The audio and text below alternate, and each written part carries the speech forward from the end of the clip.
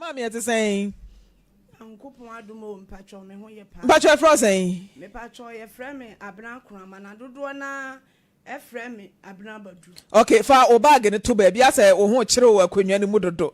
Pe baabi fa bag ne to na bɔ me nkɔma no pɛ de na de onam. Anope de boni bia nim. Mi hu abema bi ɛwɔ akomadai afrancho. Na wo se me sa obɛwale me. Me so meti ase ma no. Nti na wodi mate. Ana me ne no wale wa ya me ho ade eti ebra wo ya me ho ade no kura no na oni sika enso no aja kakra wonya aye na wode ba nti sofo no a oye ogina so ye me ho ade ne ka se wo se wotoduku ensia entima nsia empaboa nsia de mame na sofo no bisa me wono so wani bi me so me pɛ no wono so pɛ me ana wanya sika anto ti me se sa mentade da no ana gu ekola kinum ma ana ya rap ho ana wode beye me ho ade sanse me ne nyina bebobra ana oba akumase wode meti na oye me ho ade kwasiada edwoada ebrada ana ye man ka eti ye man ka no wono kura san kura be ka kire me say yase me ho wo lucky pa o so obi odi meti pa no ntwi ka da na wanya ka anam si yo no so odi money chief driver anam si da bi ka na nyame begina wachi ampanyina mpa ka na antofo mo da onyankopon so gina na chi na ye kwaje plot ye kono ye ni bi mi sister obeji sika ewo mi sister ho ana so odi kotoka ko e ka na amaso na odi sika ne ba na mi sister ka kire ne say ene ye te sa de a ye fa nko per half plot na ye ni ana ye koye ye koduru ya edin be na ode ya wose kwa me boaten anam kwa me boaten ti ohini nanim ode manka hwe mi beduru fie no anam se bla na da na me no nyina me sister kura sika o ye beje plot na de wunku awudin yes next entokapa ma wade no kura no egui ana ye san ka asem no na me ne nyina etete ho eti ekosa anwea gu plot na ye gye ye so ne ye ne kakra onyankopon adom ye pagya fie na si ho ana ye mooso ana wade no aguo wa ye ma yaka de bebre ne ka hye me kwhwa no me koya wa yi me nofo afefe me nofo ano eduro nwumle na me fra ne sa me beda wa se da o ma me meda ana so o ma me meda so se me ba ne se me hu de me mpa onfa ho ana me se ne meba na ma be hu de me mpe wo se ne ka hye kwa ben so sesen me pa cho de ka ne kwakwa so na eja to mu no otim okay etu oprai me pa cho e ma ne pressure no e ko soro ena ne nan ho eti ana ne boso eti na himfa na okwafefe onofo ano me pa cho ni dam e ho na me kohwe no na de na awarefo na monte edan ba akom me pa cho da bi na me ne ti mi sister fie na wa say mi sister fie ne ma me si won tum free fie ho eti me ka kira ne say baby ayam pe no yetena ho e de paade enti me sere no enka ye wo bloss gu ho ya ye wo anwea ye wo ye plot idie enka wo ma ye kosi dadan ba ako ensi so na ye nkotena so ana wa seda ana tuo na ana odi betuo ana odi tu ya anti otuja o e wo sister fie ho ena wo te wonti udidi a na nka wakwa akoda na fe ba ne sen na be ma ne ka ahye wo kwaya ne yire ne nti wo ho kwan wo body ne de wa to atua ka eti edinti na okoyi wo no foto na numa no koye big deal bi ya ye didi nkoma no pai me patro me ko ho se ono no onta ma me ma ho se sa won frɛ me se me mla ho a ma me ma ho je se wo frɛ me ansa obi a waye ho ade no eti ono onya accident no car ne hye no wono na frɛ wo se brafia na se wa na akoy me patro wan frɛ me kura wa na akoy me patro na kokoduru ya na ire no obi a wanya accident a wo bi pia kosoro wo hu atiti wa pra ire be hwa ase wo so aye den wa say wo ma me o ma me madam ho me hwe no edi ka dia me ko ye no ma me abehwe no afefe ne nofo ano wa fefe me no fo ano wa fefe me no fo ano wie ada na ope tonga na tu ana me pa twan na me ne me ba ne call ye nti me ba ne kobu nsuo enti me ba ne bo ago na oka me no fo ne hye mu na me so me ye me ho yie na wo ba ne kobu nsuo abadam ho me pa twan e na wo yi wo no fo ne tu nanum me pa twan ada akura wo ntwa no fo because no yire na wo nti die nti na se wo wia wo no ane se wo no ba na ba ye nti na nwumra wo beda na nkaje wo tutonga na wo besra obi oyare wo se mayi no fo na to nanum no taye sa na me pa twa won ta nesa na me ko oyare wo se wa fe me ma bna ma fe nti pini ha na me nsuso mu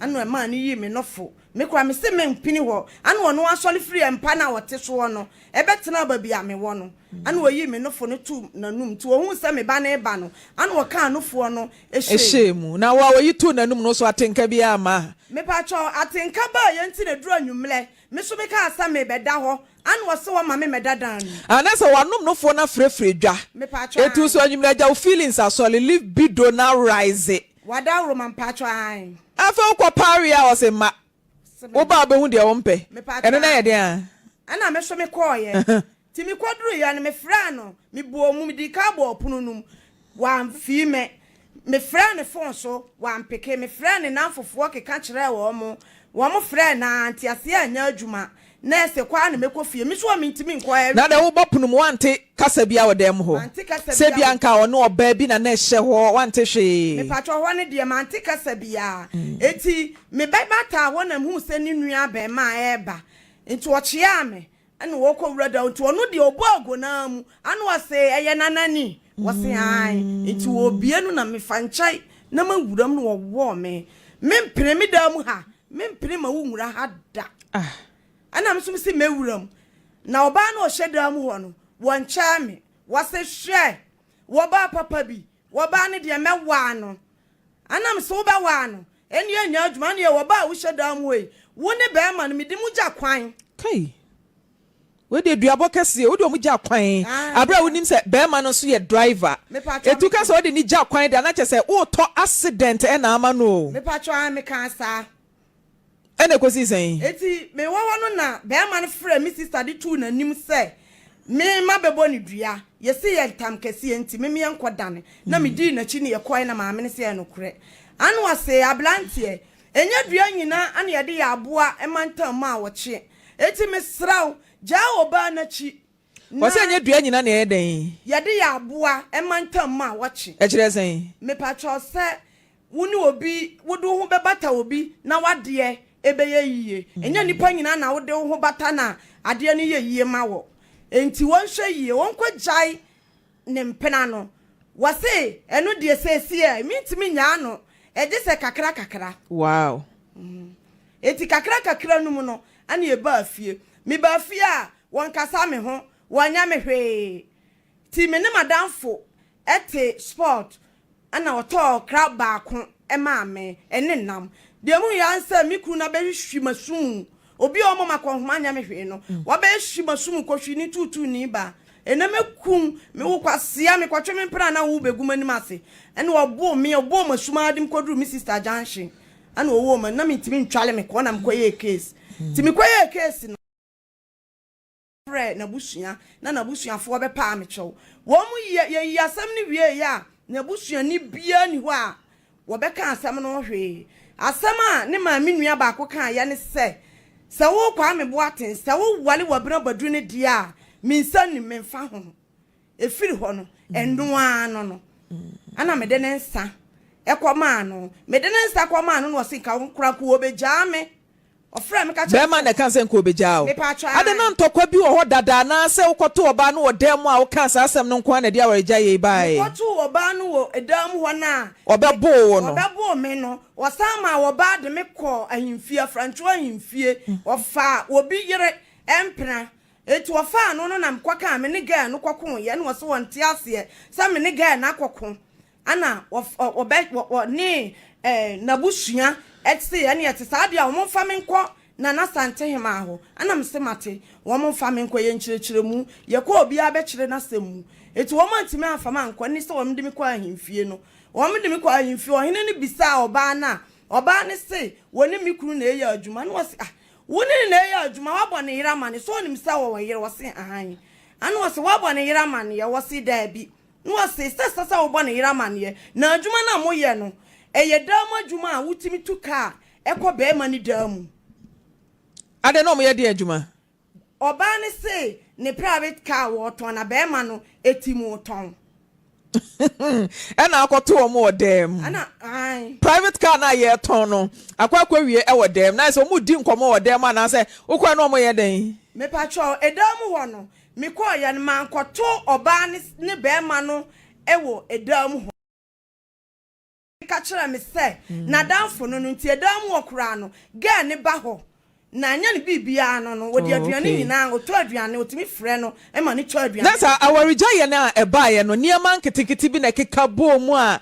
e de sa awarija ye ba nka reasons nye enough senka je begu awade se aware na gu mfie sen ni me patro enya nru 1 year munya ndi 1 year motena mfie sen me patro be 15 years ni mo ba pani o sen me patro wo 13 years okay mo wododo sen me patro ye wu mienu nam de ba ko be wale ba ko nam de ne be wale ye ne de nyame anim wa nyina ma o de ne kan ne ma ne ho okay there's only no one mama yensa ye mfa ne saa e na amakwa akoto plot we kra wo sister Adaroma e na obo ne bosia se won fa nkoto ka e na wanya ntoka e na odi akwa akoto plot sika na otuai me patro sika na otuai na sinasiri 5 million odi anya hwe se otuai na sinasiri kra otuai ni nyina ma o sister but anya o sister na boss abesia na ebia nka that time no wanya sika boom enkonkoto sa asase no na wanya na adwere kra se okoto asase nti se sika ne ba mu no e na ode kokoto asase na afi mu akwa akodru wa hinanim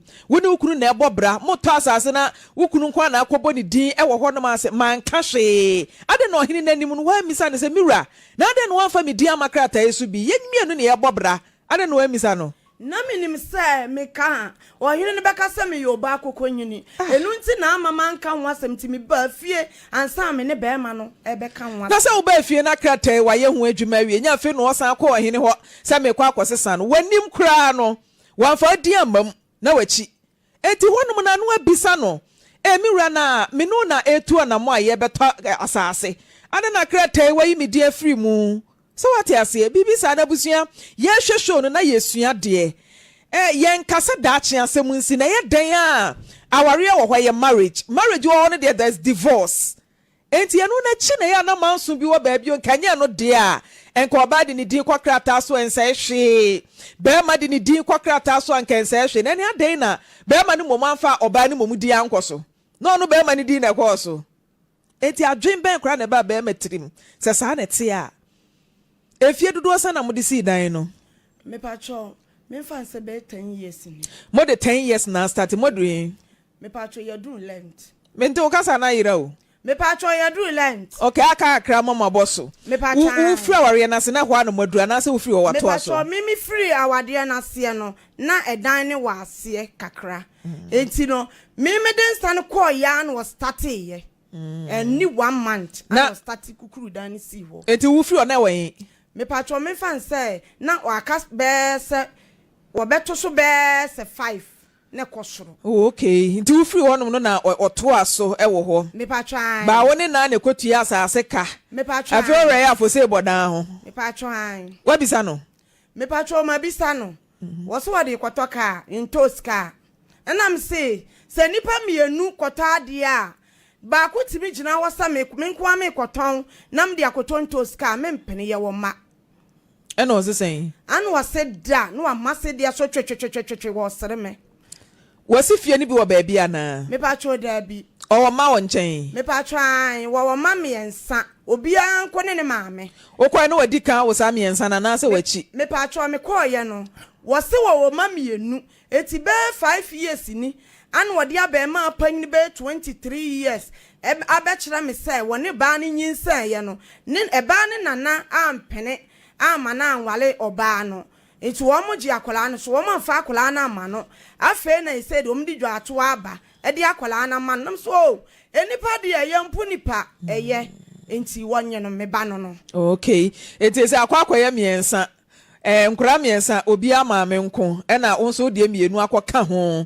ama na ye num ayisi mbacho mo frɛ papa ne to ahoma no so mame na ye ni nkomode nti a why na adwen say efie no wo ton because enye easy say obenya asase kura mpo na wahya se wusi dan ade bi na epamo anka obai wo ne ne to asase no na munyina makɔ benkrom bia bibi senti enkwa no hwe omu me patro ankola no kura no na won hwa wo mu na nse me ne kokon wo afrantu bonsuo mu wo enkura ne ko se wo mu kɔ fie ni fie akogi sika wo mu kɔ ya woni ho wo mu frɛ wa ampeke kɔ no nti wo mu ye nam se ne mo me nkɔ bonsuo mu ho enti ekoduru bonsuo mu ho no na woni ho na mji wo bi phone na me phone so asai me ji wo bi phone na me frɛ no na me chia ne kama na mbisa ne sa ne ho te sai ana wo si nyankopon adom ne ho ye ana ono so bisa me sa me so me ho te sai na me so si nyame adom me so me ho ye ana me se bla me pa cho adai woni me se na Monday enkola yi be ko school wo mu sika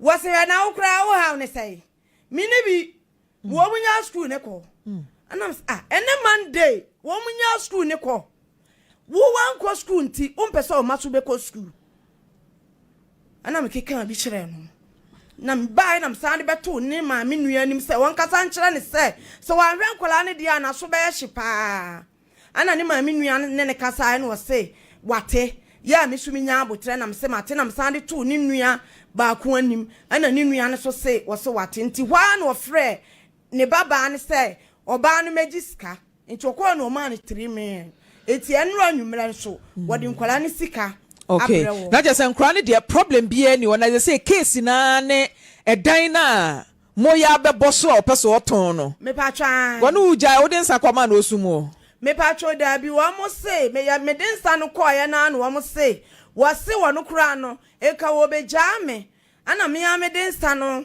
abantie na ese de wonya fie no ko no be jame anke ye be ka say monche ye nche fie. An act to amend the Energy Sector Levies Act 2025, Act 1135, to increase the rates of the energy sector shortfall and debt repayment levy in order to raise additional revenue to support the payment of energy sector shortfalls, reduce energy sector legacy debts, and stabilize power supply. Honorable Finance Minister, for the record, tell the House how is he under certificate of agency or how is the bill supposed to be introduced? Right, Honorable Speaker. Mr. Speaker, the object of this bill is to raise additional revenue to support the payment of energy sector shortfalls, reduce energy sector legacy debt, and to stabilize power supply. Mr. Speaker, the power sector is the biggest economic and fiscal risk we face presently. It could lead to a major crisis if we fail to confront it head-on. The challenges in the energy sector are quite enormous, emanating from debt, shortfalls, insufficient gas, and inefficiencies. The total energy sector debt as at end March 2025 stands at $3.1 billion. This amount includes amount owed to independent power producers, state-owned enterprises, fuel suppliers, and fuel suppliers. Right, Honorable Speaker, as a result of non-payment of bills owed to ENI and Car Power, the World Bank IDA guarantee of $512 million and GMPC guarantee of $120 million were completely drawn down in the year 2024. Therefore, Mr. Speaker, the government is required to find an additional $632 million to restore these guarantees. Mr. Speaker, a minimum of $3.7 billion is needed to clean up the overall energy sector indebtedness for us to have a clean slate. Right, Honorable Speaker, Ghana's electricity sector has experienced a significant shift over the years, with the country now heavily reliant on thermal power generation to supplement the hydroelectronic sources. The cost of liquid fuel to power the thermal power plant is not included in the current electricity tariff build-up, resulting in a significant revenue shortfall for the procurement of liquid fuels. According to the PURC, An inclusion of the cost of liquid fuel in the price build-up will lead to an increase in electricity tariffs by at least 50%. Government considers that this would have a significant negative impact on firms and households, and so this cannot be an option. Mr. Speaker, in the year 2025, the government will require an additional $1.2 billion to procure essential fuels for thermal power generations alone. Mr. Speaker, the power sector risks imminent collapse if these unsustainable debts are not resolved, particularly given that the fiscal cannot accommodate the financial needs of the sector. Right Honorable Speaker, to help raise additional revenue to fund the needs in the power sector, government is proposing an increase in export price of petrol, diesel, and related products. The impact will be absorbed by the gains made from the strong performance of the Ghana cedis. The Speaker, I repeat, the impact will be absorbed by the gains made from the strong performance of the Ghana cedis. And this will mean that consumers will not have to pay extra for the price of petrol and diesel beginning today. Right, Honorable Speaker, our simulations suggest that there will be no increase in the export price of petrol and diesel in the next window beginning today if the levy is imposed. This is because of a strong Ghana cedi. Right, Honorable Speaker, the levy will serve as a dedicated source of funding to the power sector, and the proceeds will be earmarked for the procurement of essential fuel for power generation. The Speaker, this will ensure that Ghana enjoys stable electricity. Given that the current electricity tariffs paid by consumers does not include the cost of fuel used for the power generation. Mr. Speaker, the decision to impose a levy on petroleum prices is based on the need to find a balance between ensuring stable power supply while promoting the financial sustainability of the sector.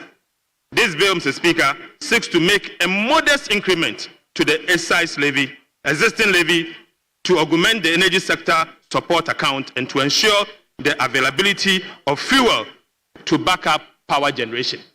Right, Honorable Speaker, I submit that this is urgent, and so there is the need for the committee to take it through the necessary processes. I so submit. Thank you. And the certificate of urgency. I say that this is very insensitive, and we on the minority side, Mr. Speaker, for this one, kill and of urgency. I say that this is very insensitive, and we on the minority side, Mr. Speaker, for this one, kill and I say that this is very insensitive, and we on the minority side, Mr. Speaker, for this one, kill and we on the minority side, Mr. Speaker, for this one, kill and and one I RASH HOUR, and one I meet a Braquaku na Supremo. My God, Braquaku na Supremo. Everybody, let's go. Braquaku na Supremo. RASH HOUR, and one I RASH HOUR, and one I meet a Braquaku na Supremo. My God, Braquaku na Supremo. Everybody, let's go. Braquaku na Supremo. RASH HOUR, and one I RASH HOUR, and one I meet a Braquaku na Supremo. My God, Braquaku na Supremo. Everybody, let's go.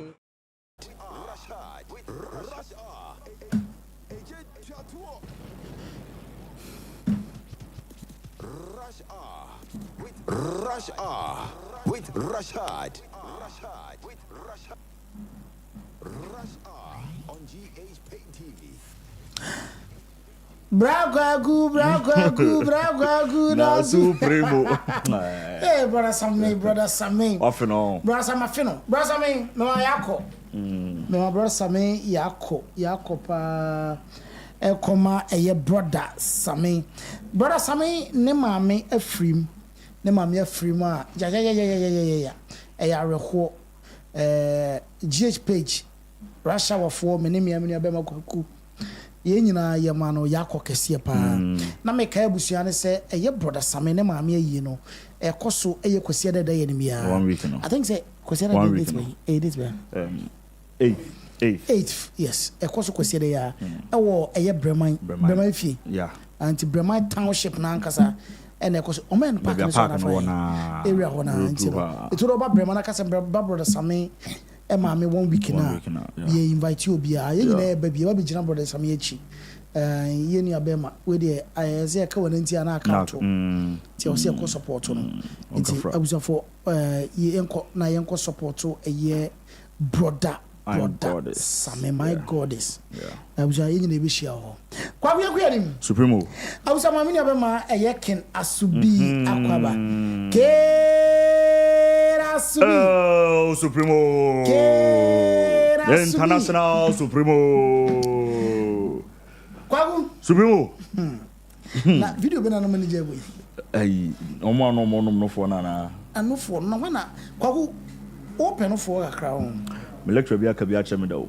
Open for. O trade na munam nipa ni mo ne ni bomb so a. Wo se wa no ha no. Said hana ese. Obo na no ese bia open for akra. Dave ho ha. Lecture you trade na ni bomb ni ma young man. Obe peno for papa. And I'm say oh. Na dia Supremo say mama idea. Ya wo ya exclusive breastfeeding 6 months. Ya did that there be hu ya idea.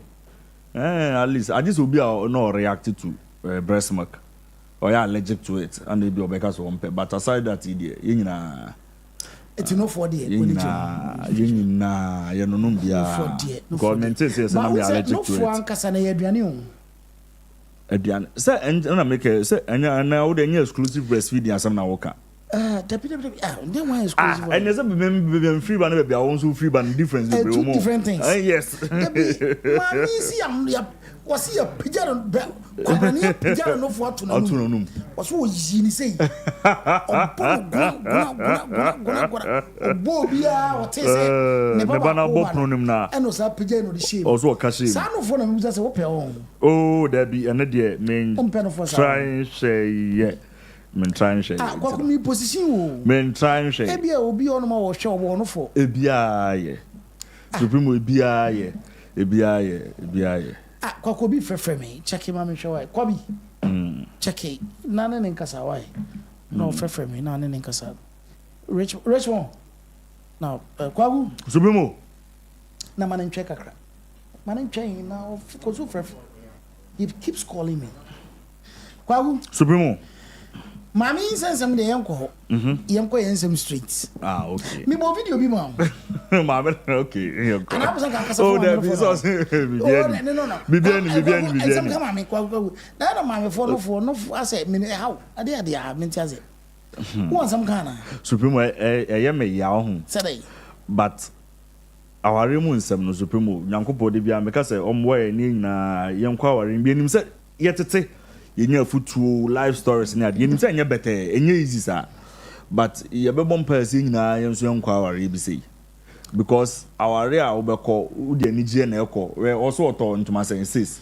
and oto the draws oto draw 6 pieto 6 and oto duku 6 yes odi akwa na aware na kwa kumu ware any afutuo na etechire no say unze de bia so ade ba akopa wota ka kire offer no say aware nso de eno ahu nhira ne nam aware de wo so unze okaye so on abranten be ka kire no say man madi mate but me worry you obi de ne car ma me ntime de common chief driver ade afutuo no de ma no o ka kire no obetimo twi ntino ye nam kwa so ko be Supremo o se nyam beta wa obetimo twi ana ono ade ye no mate di nam street the low street wo like is on believe ana mate na o se antọ form so da later ne jatom na wo twini ya ga jatom no ana ho titi na wo kɔhwɛ no ana oyi ne nofo etu no mu a ɔkɔ no nom ye no na o se de ntino wo kɔ ya o san ba se na ye nwure na o se na aye ye no David na kai we o se na ejirejina o se na aye ejirejina no mu o se na ewe no na ewe no ntino na o se o sa akɔba eno so ɔkɔba ya ye se de open obi no but Supremo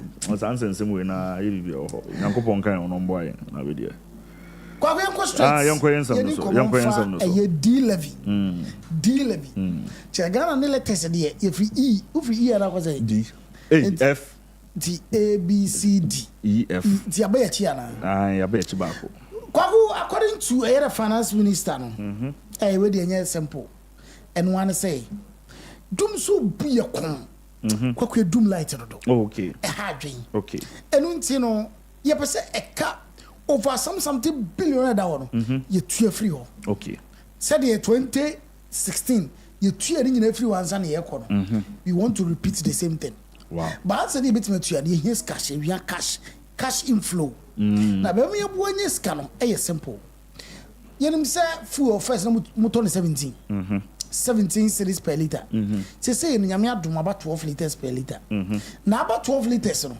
Yes say every single liter be obeto bia no.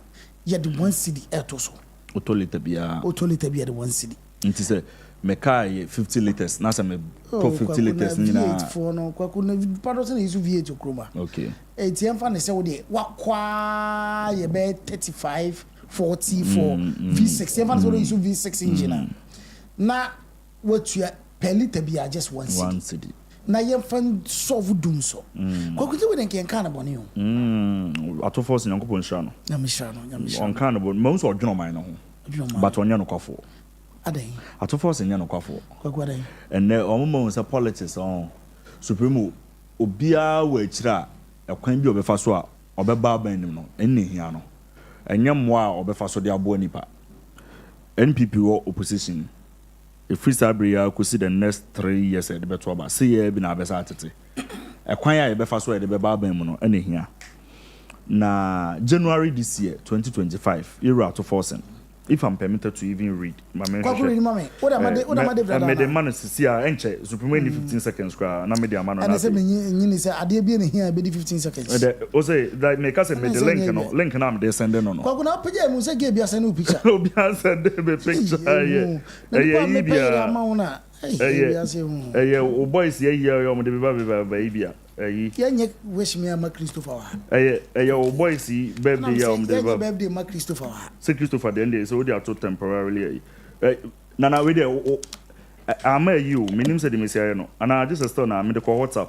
And I me fama we no so. O say WhatsApp obetime bi. Aha, okay. Na me no simple man. Na fi me starting free throw. Why? Okay. Me starting free from Farmer Supremo. Unya no ama hu na ye nyina ya kenkan bi. Unya ya no ama. Supremo say na make no. Ankanya ne bone so. Okay. Ebi mamensa nso nka se Nyankopon sha era Ato force doctor. Amen. That's what been to. Wa ben pa. Yes. Now we your cover dollar free. Yeah, wa ben pa. Your single digit. Your says dollar about 9. Me say 950 something. But then no say rich Mahama kasa say one experts na dia kasa almost say dollar no the true year between 10 to 12. They will between 10 to 12. And I think still now they are trying to manage it within that na Supremo you were to force asama mo say onyu bi a o ye no kwafo. Okay. Because you do a minor share NDC nsa you were Mahama nimdie mu ye be ko mate you were Mahama nimdie mu obonidin so person ko no na Ghana sika semo de onhwe so man but once e bold a ye wo kwan a wo se e fa so okay wo se wo appointment committee near veto ye totototo anu na di nkomo ye were Ato force enkoye okodi nkomo bi na city news or my website Letitia Trobi bi so obetimi di ato so amamia ye were Ato force and essay they buy ready ye were Ato force nka ma me top no o de me ko soro na me ma Supremo headline na nka be bo me pa soro na nka me man headline quick aso school aha okay. And I will screenshot it. Oh, or say I will not introduce new tax. Okay. Yes. Sabra. Sabra. Ato force. Letitia say January 13, 2025. Okay. Or say I will boost revenue without introducing new taxes. Okay, first of all, is this a new tax? Because when you see I say 0.75 be ordered that. Supremo. It's in a increasing in normally 1 cedi abeka. And yes, said yes, any be a tax na ni ayen fofo. Young quay enough, young quay the Ato force and Ankasakai. Ato force and say Ato force. So as at that time he was the minister designated, Kosroka Kramami and Metmakan. Now, Ato force has underscored the importance of compliance in enhancing Ghana's revenue. Okay. He believes there is no need to increase taxes, given the country's substantial potential in revenue mobilization. Okay. Quote, Ato force.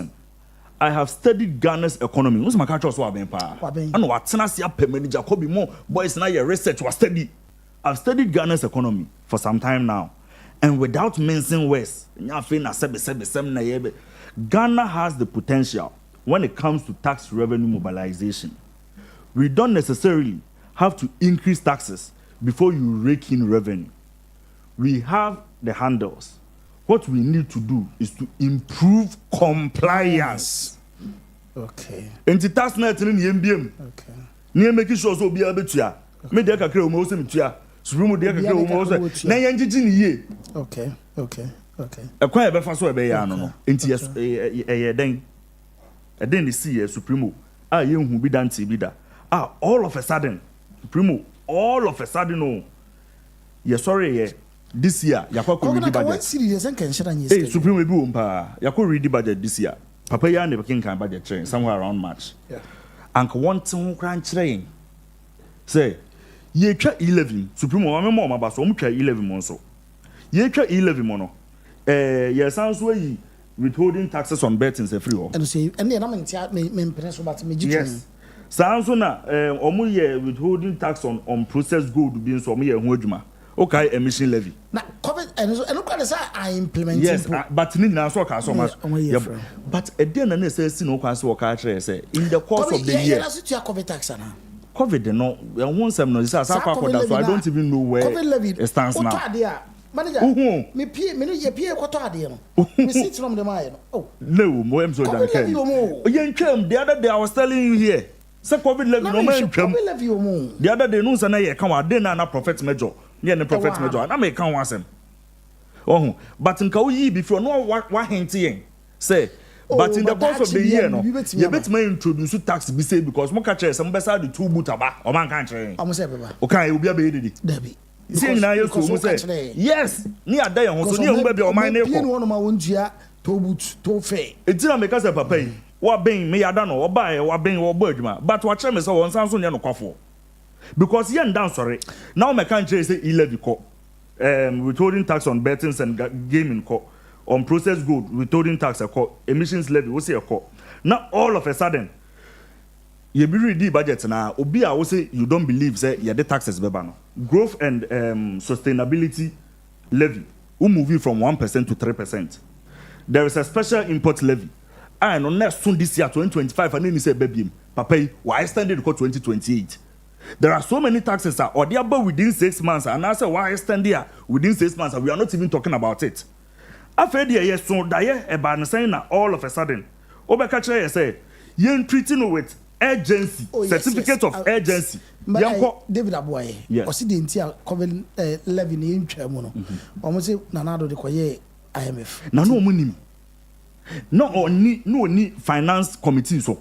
Okay. Was he not part of the finance committee? And I know my campaign on catches on become.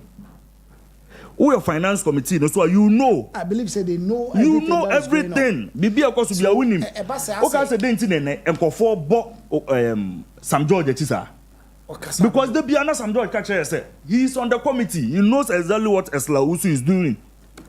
It's the Eslausu yanem why. Eslausu na ko catcher he tell ko so say mo increase we move away you say sana no catcher. It will na information. Also on our catcher MT for some moment so say competitive advantage over airtel. I dey some na Japan country or energy. Because na Japan also could you also be say already budget in March, right? March. Could you be saying that no one evaluate the depth of the energy sector? There be until now munya sa ample time no evaluation bay. It's not transition and you real evaluation. I can nobody is not saying Supremo. I've constantly told you say sir energy crisis in every time my MPP back since 2017 they told us say in as much as I also almost add up to sir you know MW no meaning megawatts and I say there's no one on the car.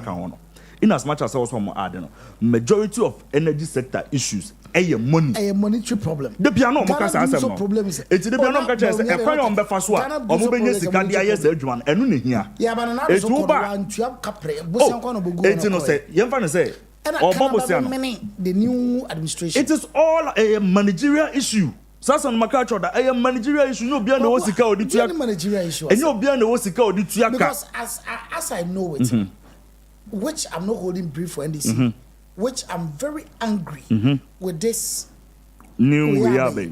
Because what when I came to me car into normal. Over for trotro ya. You should understand this. The meme can say in as much as the eco we understand say 2016. Time our power budgets in buy. There were extra cash being also straight to your power supplies, which the funds were ready. But another buy, those funds were diverted into the free ShS. Yeah. Instead of meeting the needs of the power providers, only says cannot share free ShS. Yes. So they have no reason to talk about exactly. But yes, I know more winning now, so can be. And now Ghana forecast okay. Oh, 4 years now the amount I say more opportunity for another 4 years. Yeah, Shadi. 8 years no say na Ghana for say na now what that I check. But omi ahwa mo that into munje 38%. Na mu husi ebu ofumo. Na omo kasa ho omo ka so omo fix it in their own ways. Omo so omo fix it. Yemfa mo no omo fix it. Omo ba no. Ana nipa ya boni din say yesi kenyina wo mehwe ntutu yesi kaka say he doesn't believe say ye here additional taxes bia na de abuoma na just compliance ye betima survive. He is even looking forward to say by 2028 2027 now ye taxes to GDP ratio are moving from 13.8%. That was the last time about 2022 e de akobe 18%. Ono ane ka kire it all of a sudden ube ready budget 3 months ago. Now for us have a catcher so discussion. I bet this might say because a cana yes and another digu winning a who bufunti your man another and call for Baumium 38%. That means I have to pay. No, but he should have known before coming to tell us say we don't need additional taxes. Other means of generating funds. Yes. Without burdening us. Okay. Supremo, all of a sudden they go to Parliament. Today's date is 4th. On the 3rd of June. Koya SBB the certificate of agency. Koya, all of a sudden. Yes, so that is it. That is the agency I'm talking about. And my problem is with NPP. My problem is with NPP. Okay, so was it necessary to walk out? You know, as much as they have the higher majority, let your voice be heard. And their voice was heard, but they realized why walk out? Why walk out? Because they are not for the ecosono. Say it will be on record. Say we were there. You see, I've never been supported. There is a difference. Supremo. Yes. I'm refinishing. And yet, Baumia. Yeah, I'm refinishing. Number was what walk out? Supremo, the truth is that being there. Na ye pronounce bibiano different from walking out in ye pronounce walking out a bigger statement to say you are not for the akosono cry and you don't want to be part of it cry because we will debate and somehow walking in nobody is listening to you. Okay, sanity you it is a metina ho ahwe na meye me debate be we na won fa me debate in here there any me pie na asoma mpesa mo ka no some numbers because at a point they even raised say yenye head count because they believe say omo numbers na so. Yes, the NPP, the minority, raised. Said they didn't see emergency. No more numbers. No go na. NDC for na and so say. It's raising head count. It got to a point. Yes, I know. And I'm saying say sad dia no at force and quiet. And when tensi Supremo had there 11 kroma. How many months? How many weeks? And 11 once a mama. I'm the communicators. Whether some more communicating here. Some of them communicating here. How many times now? Omama radio so TV so. There was extensive deliberation. There was extensive deliberation. Still no more. This time around, you are bringing something of this sort. You don't discuss it with Ghanaians. You go to Parliament all of a sudden. We see you treating with urgency because a law. And say I can't say now say young and them said you be free bill their law. It's COVID time. COVID time. Yeah, taxes can afford it in a woven. Escafon no wine. Supremo na dia wo. Supremo one is getting. Supremo one is getting. Na dia wo toka no nipa na wo toka no say ono so fuo no na fuo ne boy din. Asa mu na monyi ska na me ye na mo ya ka ne na. And the man ye ya ka ne na. O ka no na dia ni nche. Some mo ka dia simu nyina nche, but you see oba fro trotro ni bi. Oba fro boat. Oba kwa fro pragia. The eja e wo mo ne say last week said the uncle for a meeting for a cruma. Say no, because you see flew above. Yes, baby crowd what taxi stations no omo ka kire nkofo omo fa omo ye fa no say ne first no mo 5 cedis oba omo gi bia 4 cedis 50 pesos and na ya jo 4 cedis o chena be ba ne say 5 cedis bobu so am so aden ye say committee for no omo de rate no ekoko station ye de omo fa mre ti de penny eti yes I de call back nkofo abatwe de videos on internet be bra ye hu bi so do you feel say e affect the ordinary Ghanaian e be affect no andola but okay, let's flip the coin. And some way no I have me when we have my opinion. Okay. Right now maybe a question for the streets. We are on the margin trouble. You were paying 17 cedis per liter. You were okay to pay per liter 17 cedis. No any problem. Say you know liter about 12 cedis. And you say because of say best of the one account when I got 13. Why are you angry? It doesn't make sense. And I 17 on dia. Minimum to aden. No to. Metal because it's about 12 no metal because no one me that's sorry no. Me that's sorry. No. Me fan sa. Se me that's sorry. Me ka kire me say I 5 cedis kwa na me kwa akoto ba so ka kire me say 5 cedis no. Me too I tax 50 pesos kwa me ga. Okay. That is the basics so. You know what some the year count. Okay. And yes say akwa do 20 cedis and akwa do 30 cedis asem the year count.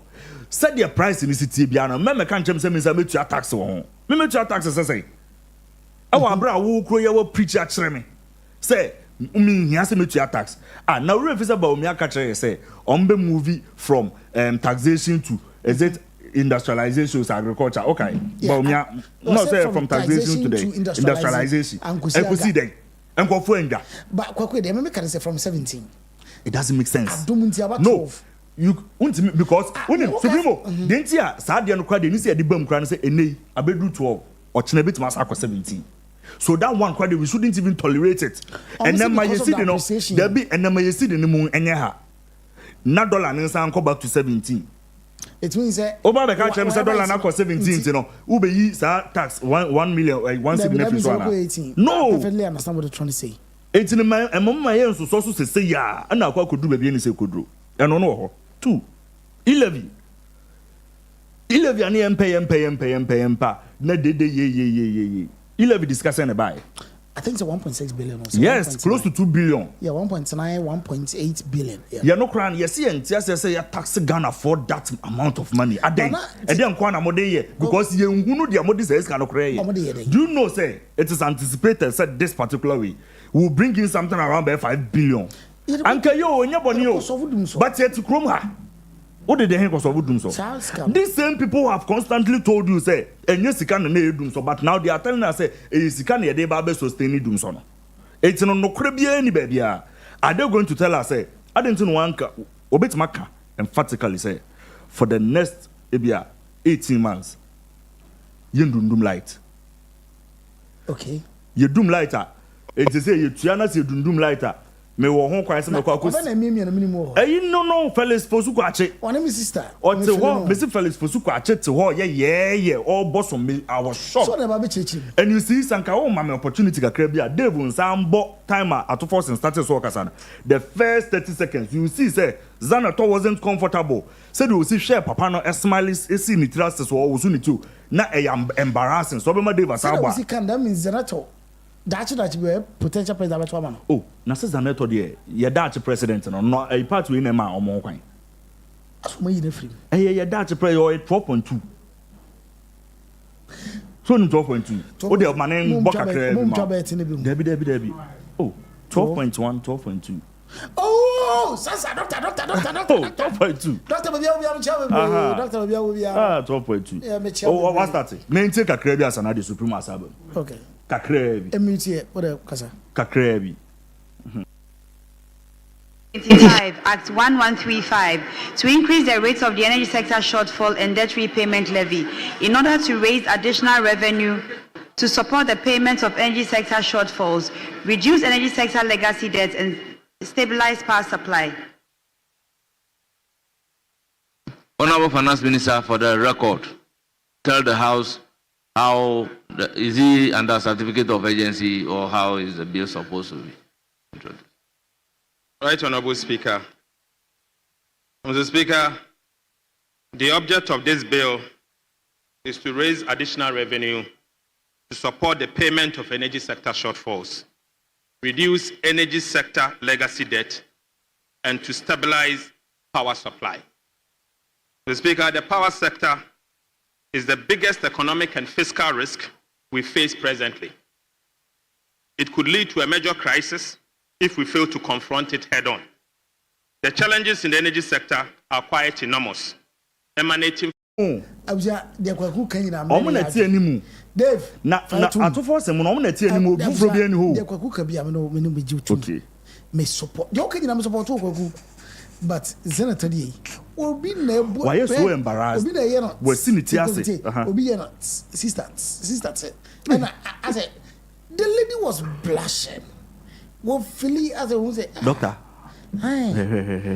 asam na ne ye ka no debi ontimi hwe no asam na ye obi ne stress ye say nene de ye dizikai na eba be sustain energy yi agisi kotu ansa ne eba be sustain the energy sector asoko no ne ra hu bi danti bi da sa asem be ni efri hen supremo na enyoma call for urgency to say covid etimi ba e ma ye to bobo ho e parliament nene ye de ade e ba be impose on Ghanaians and Ghanaians in comfortable ya amfa ma public domain am ya anwene ho all of a sudden ye call parliament e see treating as urgency ni e gina so emiam yankofo nsa chichi nkofo nsa aka kire say free na de chie ko ye be sha ase atua na Ghana ye ti ase ni ehwesa ade wi kwa kumno mana supreme wadaroma abuja se me bawro ma na me be ka se Ghana problem kwaku Ghana your problem as a country no it has always been two things. Ghana problem has been a discipline problem and a thinking problem. Yeah, oh, sir, levy. One of the reasons why I mean, who said be a mitubia and boof? Nituya. It's not mitubia and boof. A can't be in a buffon and ado. More the policy ba. Kwaku Ghana you will the problem na a mobilization problem. Kwaku sikana see fit through no. I know what deal. Yes. Mama can't just say stadium.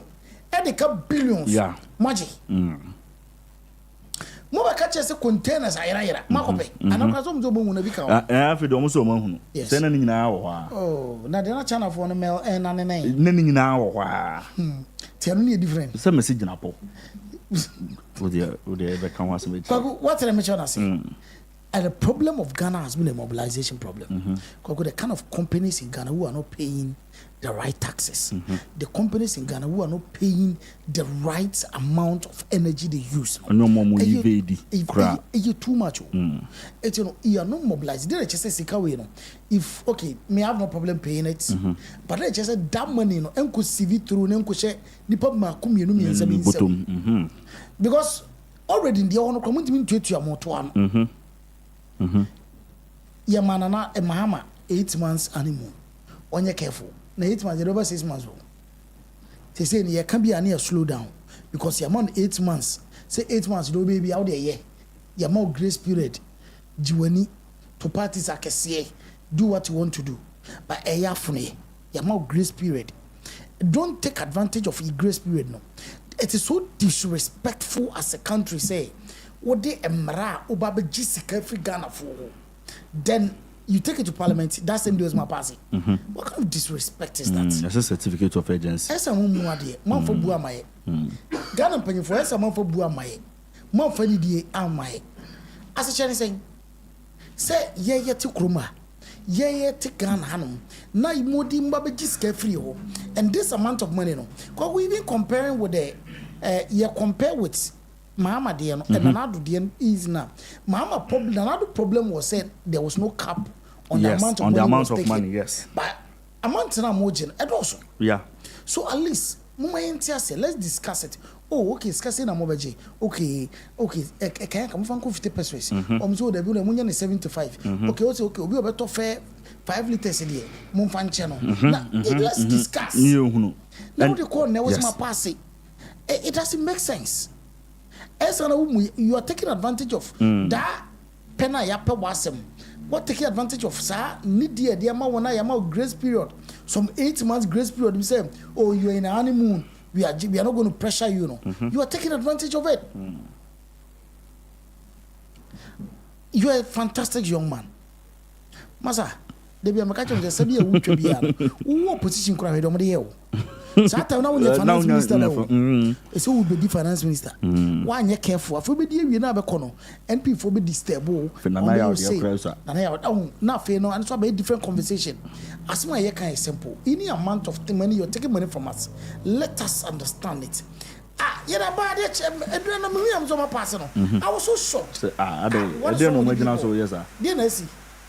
Omnya de basa o nya raise ne sa nti o kasa no ko ka wi no say gina so say eni no raise certificate of agency onya raise say wo say ho na no e kwan e be fa so e be bia de na ejitum mama we will love you, we love all of you. My pe my name bia e be mu afi na ni pastor te for mu obufu ni pastor te di mu ho yawo e you unfortunate yes ram ato yes ato is forcing yes sir we enjoy this amount a dose of crowd.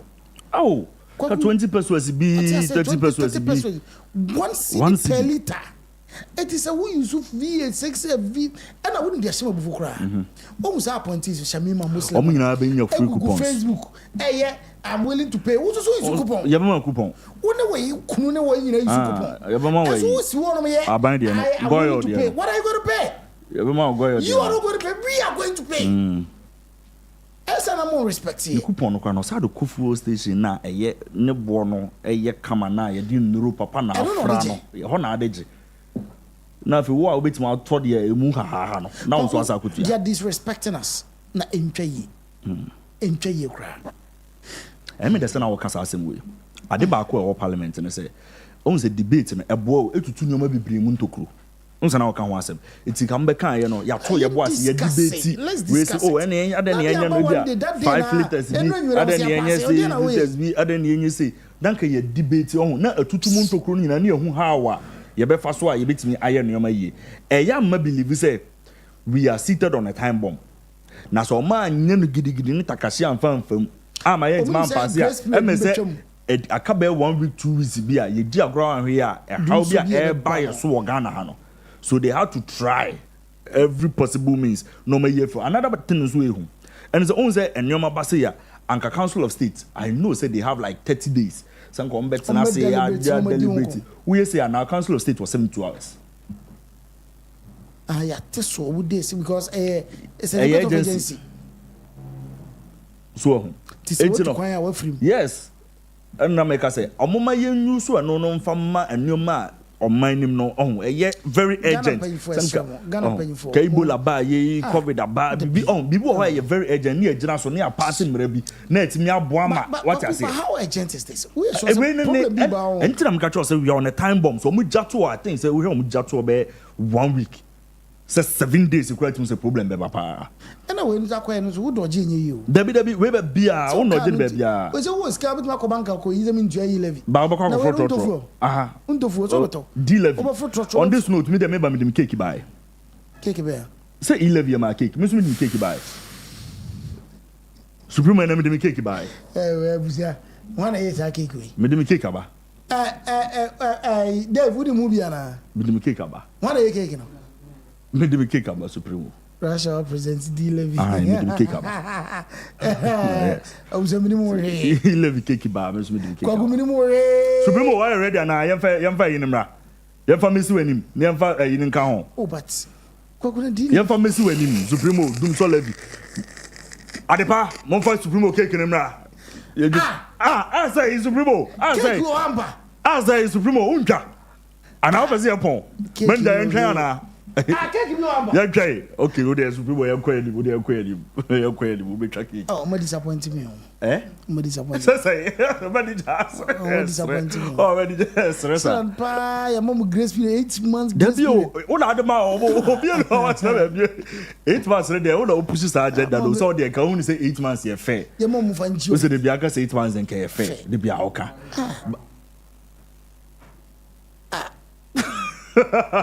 Supremo easy ye the cake aba enti D levy ba kwakwa say you the some way aba da bi o you das ye nyaw yanka yanka so for me me catch her say Kono MPP kono metiase.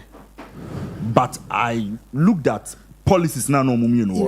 And I felt to say policy now aban we say anu ode ba no. Na mbro Dr. Boahene ade no so but na Ghana for abre Dr. Boahene ne nkofo intimomra. Uze de bia na mkasa asem ne tro. Eho keke na me gina. Eho keke do me he policy no keke. Eho keke na me gina. Ya bre mo intimomra. Disappointed as Kwagu. You move on disappointed. Yam ko. E ba yo so din ne egbo. Say de shell kon. Senior de be no. What videos no? Jagu mami. Ya ba ya be din ko.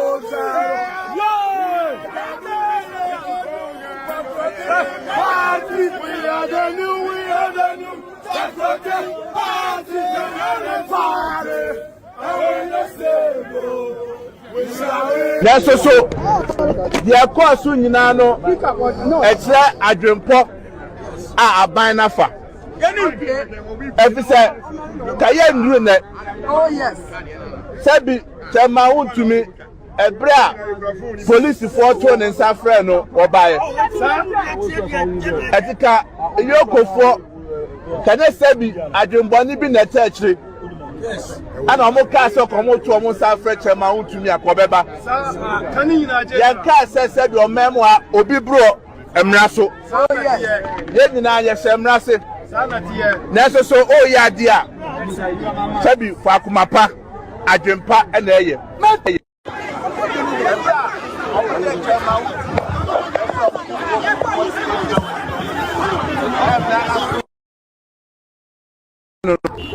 enam se na omo nyoma dun so meja nti omo the bail conditioner is kakese over 50 million Ghana cedis and two ni three so ni nyina de se no mu se be ye den se be tima se anya bail no enti omo ma ne sa eda iwoko ha na Nyankopon enhia Dr. Brian Echampo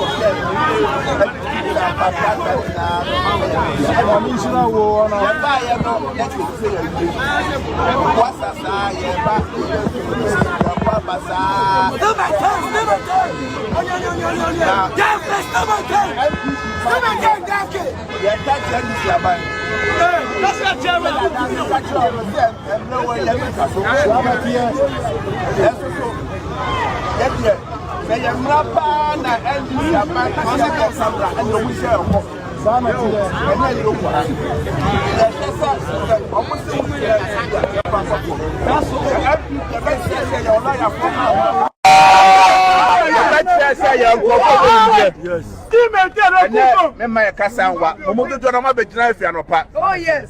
Meno kasa chema Wontumi wo free ha woko pa woni iroko ha Anupale okwa so okofi akwaji na home Anupale enti bibia suso wo bia no ye bema maswati ya bo nsema doctor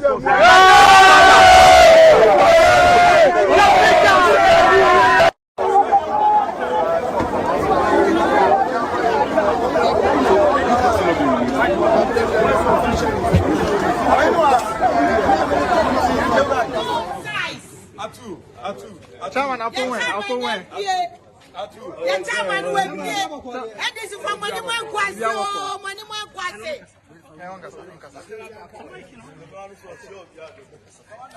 Chairman, I want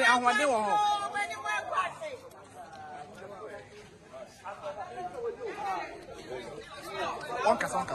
Okay, you're the yeah.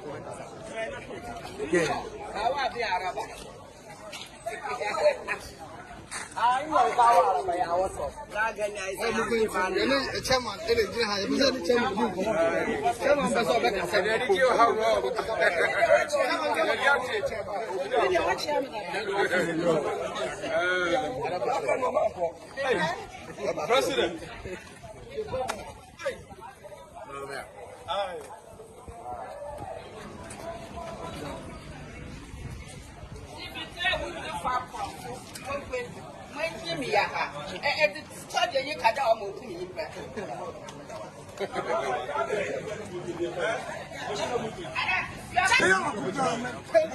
No size.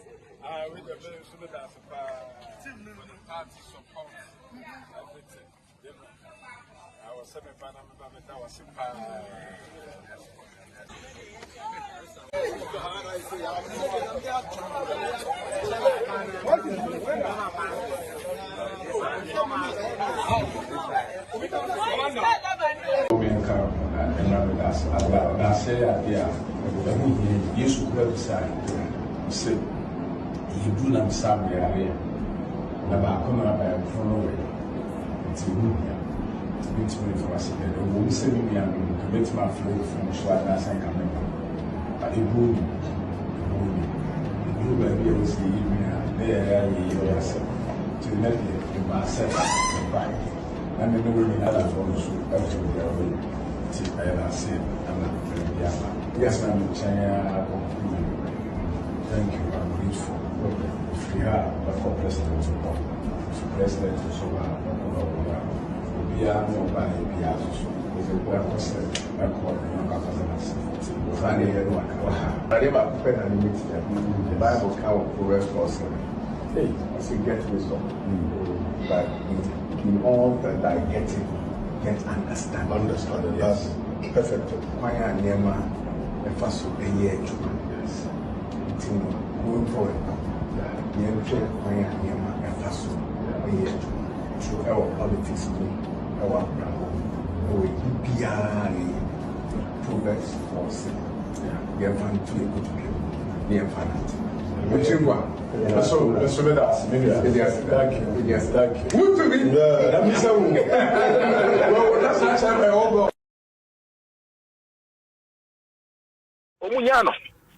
Omunyano omrefi. But Lord, when him say possible say Apia Kubi Andy might have the same understanding of the law, said you watch it, but the bail condition Iyoko would have to agree and accept. So okay, when meet your journey pan say uncle. If Iyoko said there is an application, I don't want to make any other move. Apia Kubino, what can he do? Because Iyoko cannot say that because that will be illegal. That is not the law. And you should point to them and say that's not the law. The law is to file variation. It cannot say variation now. Why you know? and you know, who continue on your juma because there was no bar, so they can't do their work. Financial application, again, injunction application. Yes. What do I say? Yes. Again, injunction application. Say, yeah, munya juma. That be. I just said, yeah, the court to it. The Poacho. She carried to Chamas, no, I don't know. It's a Poacho intervening. That is my eye. Not let me activity conditions in the MP. I said, I don't want to say, will be activity conditions in my eye. Why don't we try and just go? Why don't we try and just go? There's something on the part you should have interrogated the matter further. So, did you meet the condition? Mm-hmm. If you did, what were the conditions set? 50 million. Too short to be justified. Yes. If you met it, why did you just go ahead to sign it since you have met it already? At 8 p.m. no, were the documents verified by Lands Commission? And who are Lands Commission working at 8 p.m.? Mm-hmm. Let's ask questions. Now, you just don't throw it in the air, say, Obi Akofali variation, you know, the process has been frustrated. And so, therefore, I don't know, I stole it. It's not executive bond, no. That is very disingenuous. The impression was created, say, from the UK, but for the variation application, no, Anka Friday, no, Mbetimi, which representation to me, no, is very unfair. Because Obi, listen to the fact of the media way. Say Friday, then you made it 8 p.m. no. Well, Lands Commission working at 8 p.m. to have verified the documentation, to have gone around all the properties to verify them as to where they are, and to value them to say, wait, you mean a threshold of 50 million? Eh? How do you throw this in the air to call the sufficient of people who are genuinely helping? How do you do this? It's not right. It's not right. It's not fair. Yeah. It's not fair. And somebody has spoken to you and discussed the matter with you prior to filing and told you, say, we are going to file because the woman is there. I saying, and I don't know saying for you. Say, I didn't know. After our interview now, make the representations, I will say, yeah, unfair, no. We are saying, what mean that in Comobio? I'm a block number. I'm a block number. What block and the appear could be number? My block number. And I say, Obi, Sebe. If I can't have meeting with you in confidence, yeah. Let's say, what years I do I want here? I will not talk to you again. So I'll block his number. I'll block his number. Now, there's another interview, Andy, I sent to you. So it's done on Joy News. Yes. You will realize, he himself said that he has filed a variation application. In the interview, okay, that's the probe interview and run. Now, maybe a person you be someone some application more a file a year Gary Mako file a high quarter and who some koye bebre. Won't send be our kind, you know, year Gary a dear home to the extent that was one casa block your number. It's answer when you're quaffo, dear Nakafasa 7.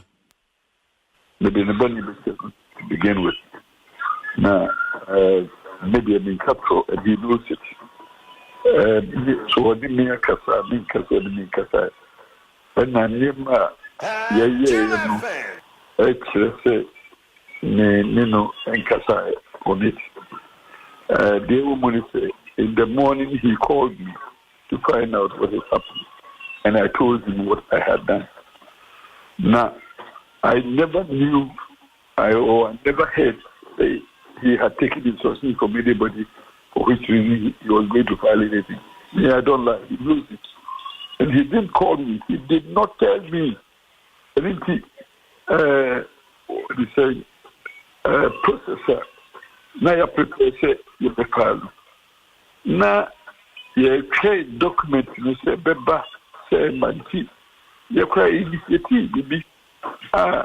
You did your application, and I'm going to advertise all that in the subsequent days. Say, we had even filed an application, but had not concluded because we were expecting the documents to come. And this one, he will come again and make noise. I don't mind him. I will bring the documents and explain and show what he had done. If I knew he had filed something, why would I have done it in duplication? In any case, nothing more account the all capable, but the facts are facts. May the practice, and I'm near to him. I saw to the boss. Now, no, okay, so be one. Okay, University of Ghana, in a quiet. I can publicly advertise my results and let him come and also advertise his results. And let's see. He been challenging my academic credential. Unfortunately. Now, the biblical quotation, I find it in Proverbs 4:7. And it says, wisdom is the principal thing. Therefore, get wisdom. And with all that get understanding. Understand it before you open your mouth. At the end of the day, it is the results that we require. The law is the text, the spirit. The text only the character. The spirit being answered to and to be controlled.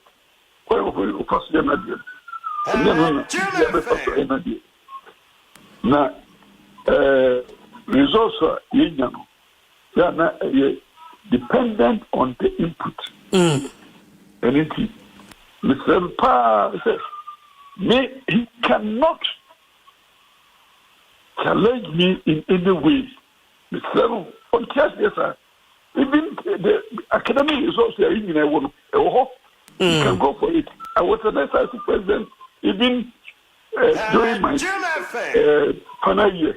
Okay. And I mean, that's our results now. Boahene with me a second. And also to know it was campus.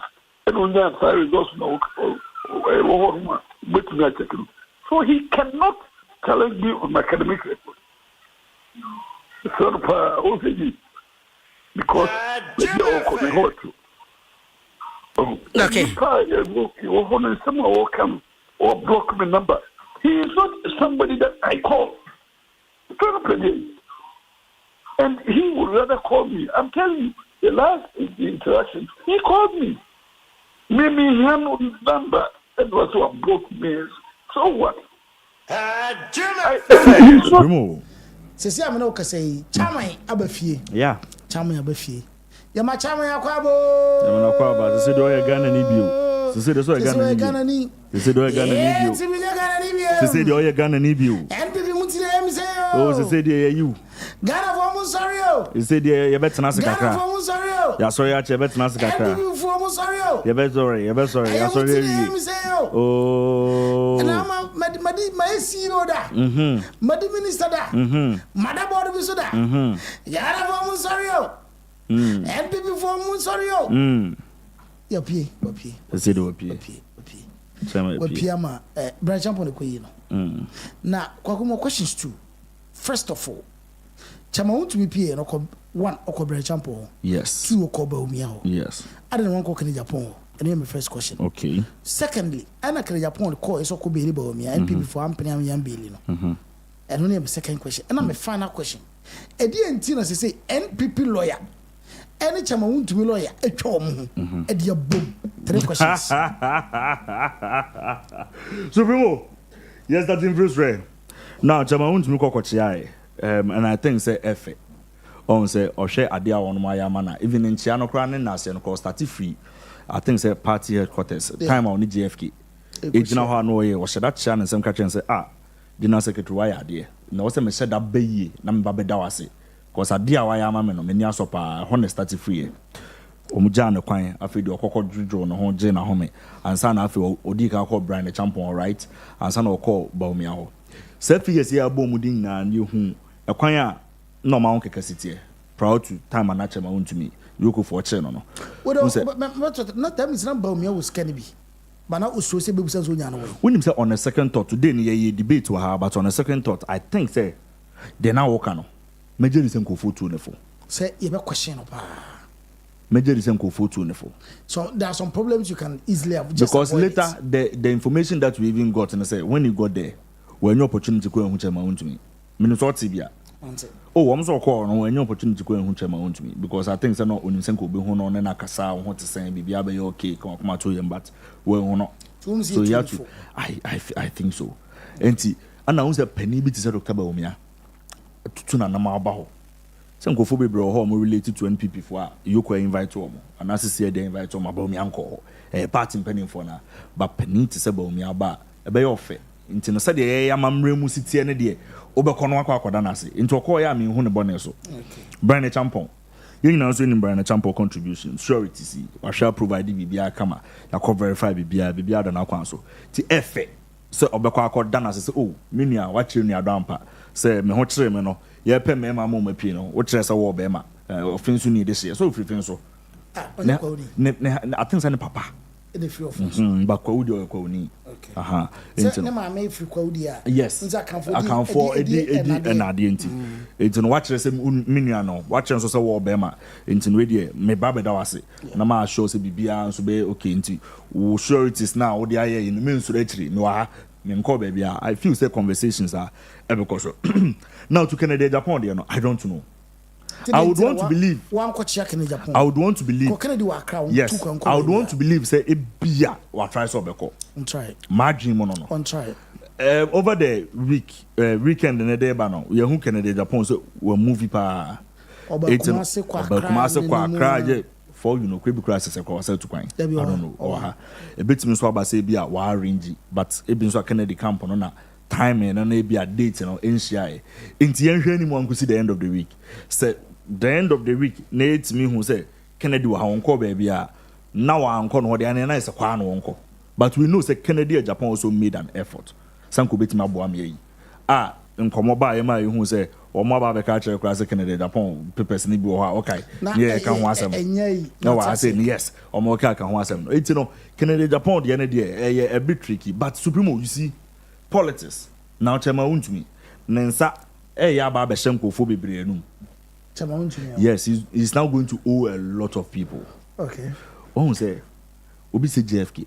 A transect as a JFK, or could deep position in Tendodo. As in more ha. You may ask a such a say, don't mean you when you campaign to JFK or Bass or Baby. Because now openly, all Casano was at Chamayun to be grateful. You could see it in his eyes. He was very grateful. Everything they've done for acquiring General Secretary Faso. Or done as when we catch and say, what me say, Namesa da Befiasa Babe Dawasi or catch and no who JFK in him. Won't say, oh, your lawyer knew. Ni trim no ajo kan say you owe me one aha na no work asem ne kire no o che that chia ne sem aha say eyin bebe ya won say o kan o ka kire no definitely now you owe him one. Brian Champon. Okay, right there say him say you owe. But Brian Champon is say ube yi wanim abaye campaign am about me say na wo ye no even though about me made an effort and I say we yi wanim akwa Brian Champon and now ko kan one to no akwa no we support about me. Oh, but this guy is about me boy in there. This guy there. Brian Champon. And I make us say, "Unse circumstances." No. Brian, the end of the day. Unse a party asem. See, for example, Afenyo. Okay. Obianim sa Afenyo Obia. Yes. My home baby had the free band, yes. But who say issue by he knew how to handle it. Won't me bet me how to handle this issue. Sa emfa problem on man. Oh, Premper boy bet me. Oh.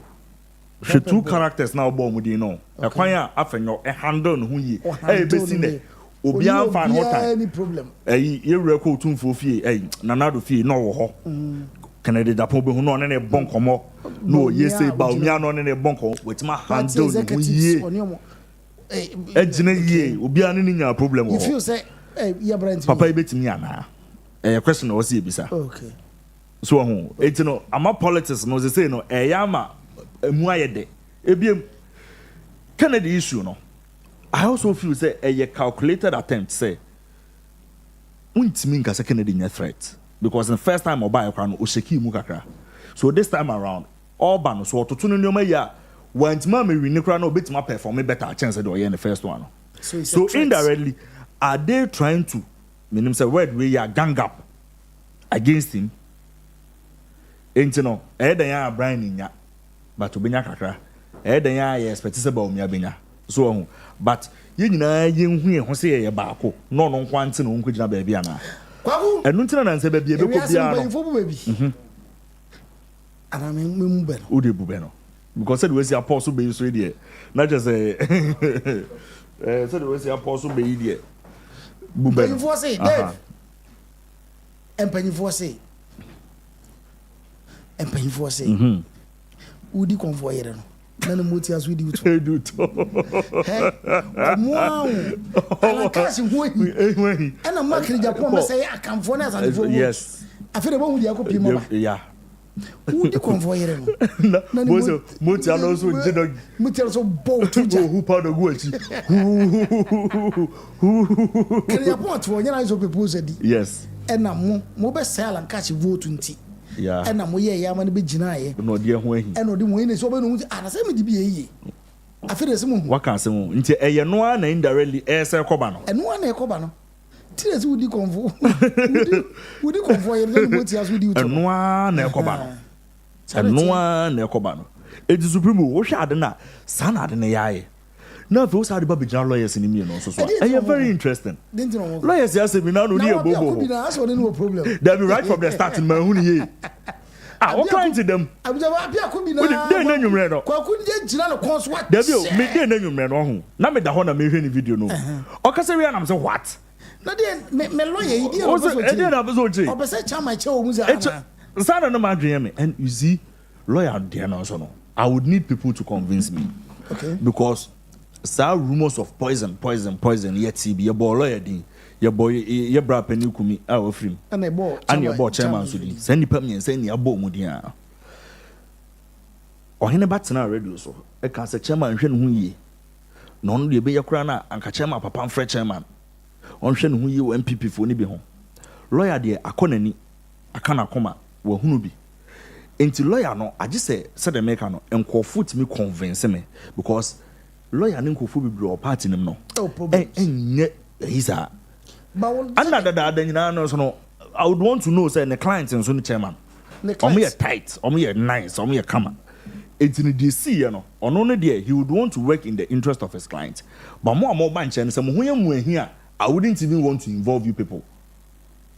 That is how I feel. Only Gary issue no Gary issue no say net according to Gary say me. I was Gary na NPP legal head. Yes. Okay. Gary say me me baby.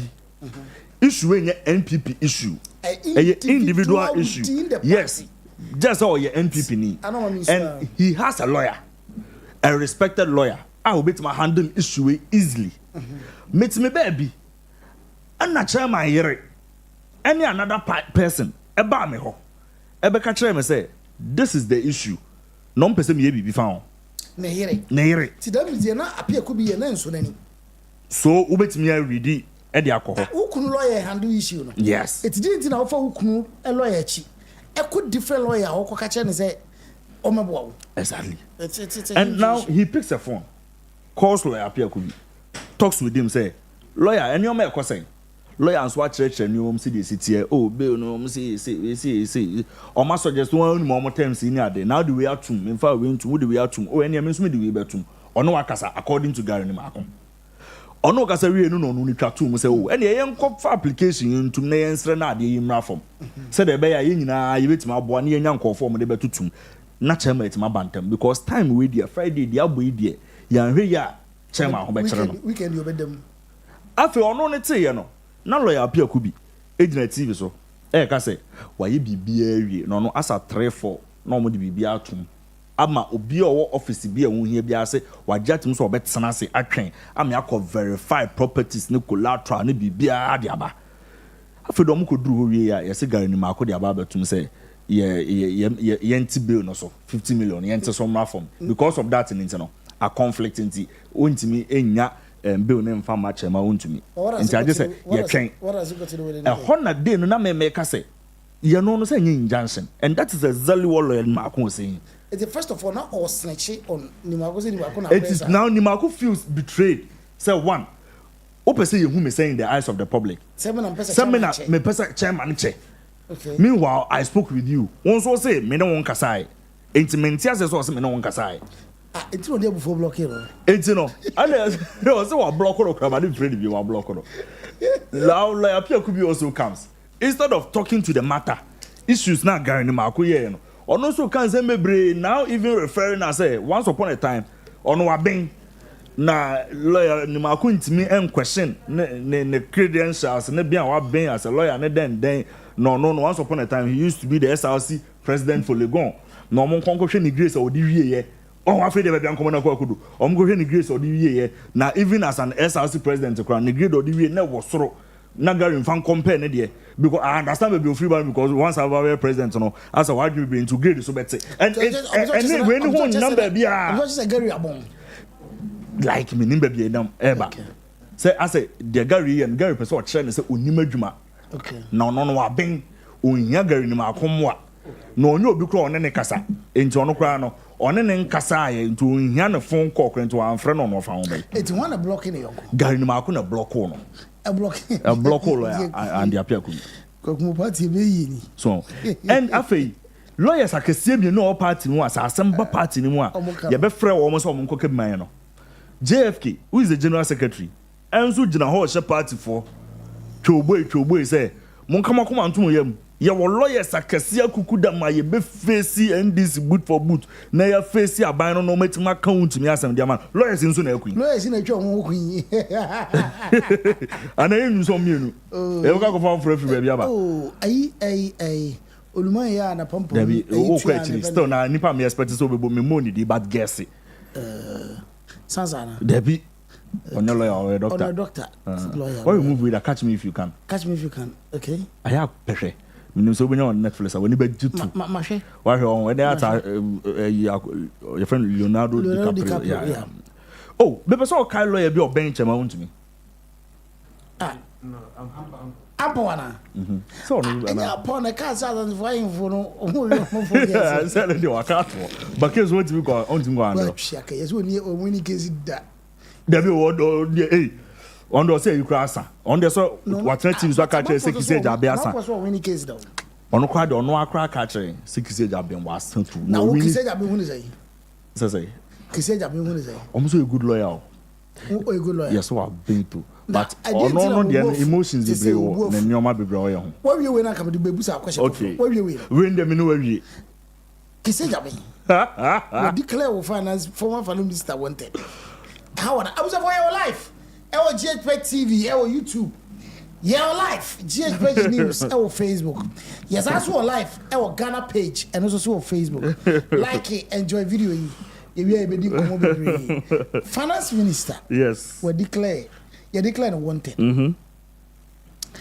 yeah now comment say and na o declare wanted we aba bonten say yes when prostate cancer oh hard you know also say said a finance minister for let be umbrella and no mum de come gabi FM station as for so mum share na mum adwuma o OS office maybe the head of media kwa yan kan letter dey you ever wanted na say yan kan dey they wanted me person me try dey bo nti yanko you can show wanted say dey benya normal yes yeah na video once as mo wanted picture bi flyer bi ho aha sanka benya no dia na ke start for ba onyo no dia dey do bia fan to so yanko fa we ni to so fa yanko hospital dia no to so me na kopɛ no bra Mayo Clinic okay 200 First Street for no okay and I'm Mr. Kenneth Nanayao Ofori Ata okay popularly known as Ken okay and so on also address and I hokama come nti edi we nyina Ghana ha okay in the band then they were Ghana Laboni boy Supremo to whom it may concern okay dated 14th May 2025 okay dear sir or madam okay I am writing to inform you that Mr. Oforiata has undergone an MR guided biopsy and has been diagnosed with prostate cancer. Okay. A surgical intervention has been deemed necessary after the testing and MRI and biopsy procedures in March 2025.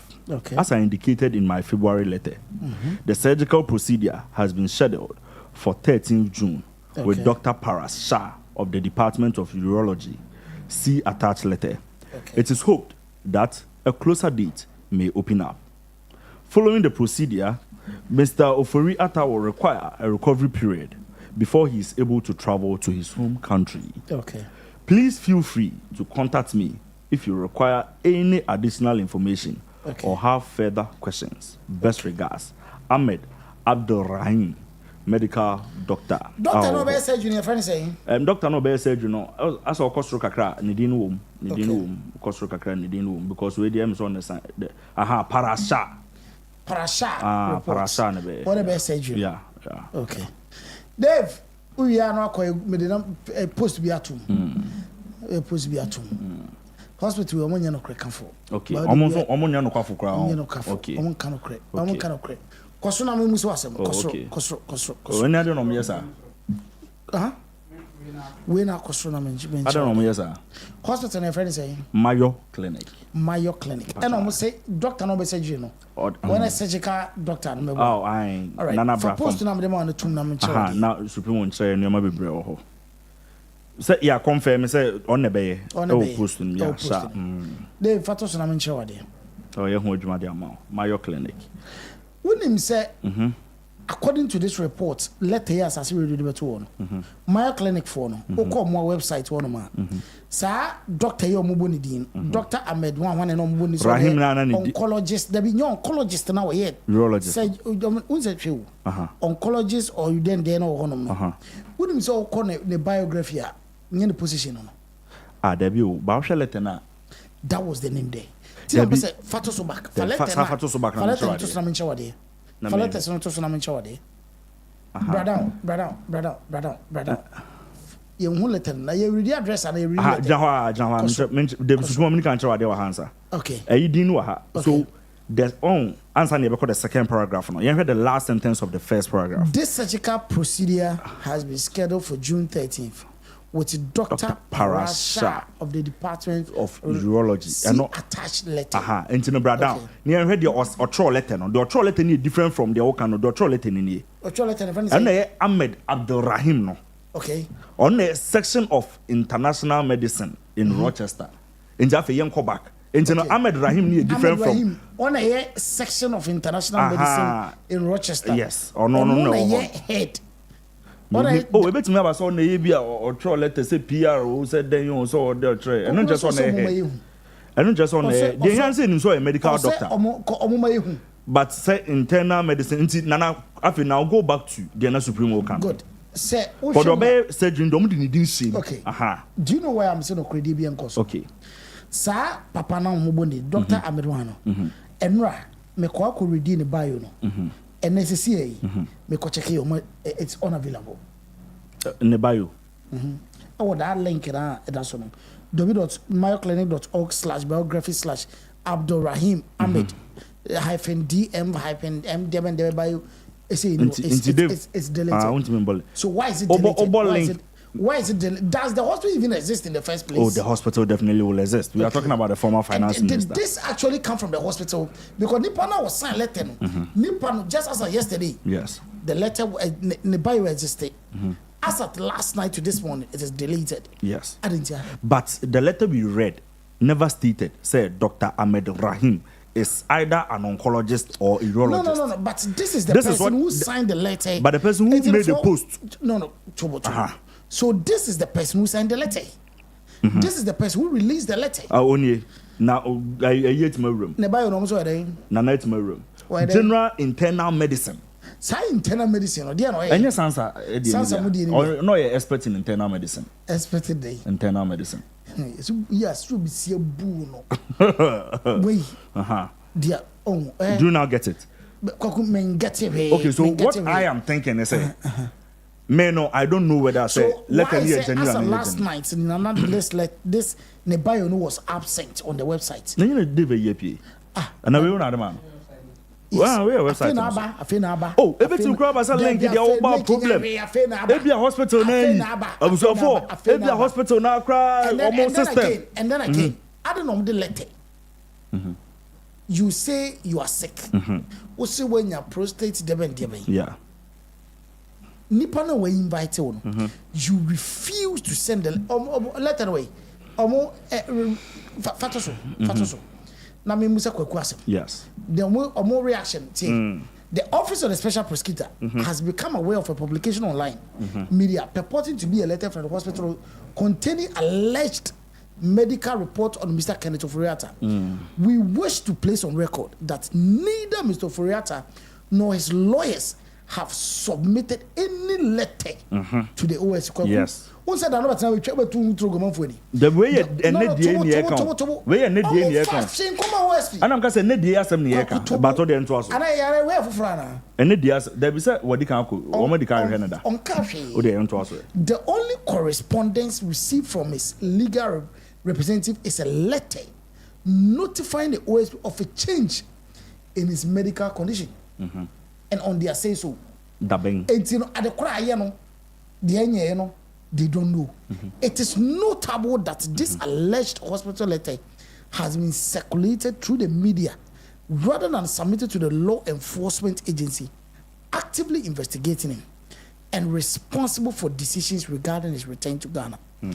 To date, no certified medical records or official document from any hospital or authority has been submitted to the OSP. Let's repeat that. To date, up to now, no certified medical records or official document from any hospital authority has been submitted to the OSP, indicating that Mr. Oforiatta is incapacitated or unable to travel to Ghana. Okay. Oforiatta was Johnny. Okay. Yakuya the man. Debbie, Yakuya. So I think what build the story now. I'm can't watch that. Supremo, I think what build the story. Come on, what build this one? I fair.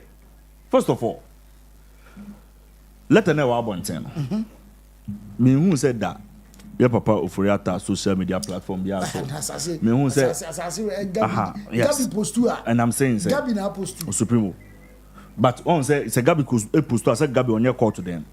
What did they say? But they make any. No fast. They make any say. Say what's not Ghana? Na say this issue ya ekosi. Oka say when you interested and found all that one. Say besine. Papa no condition no. Say I critical. Say I worse. Where the be the money be? On far letter enkon koma OSP directly ya. Made no ya. Say the OSP can. What did the mention say? Say the OSP can.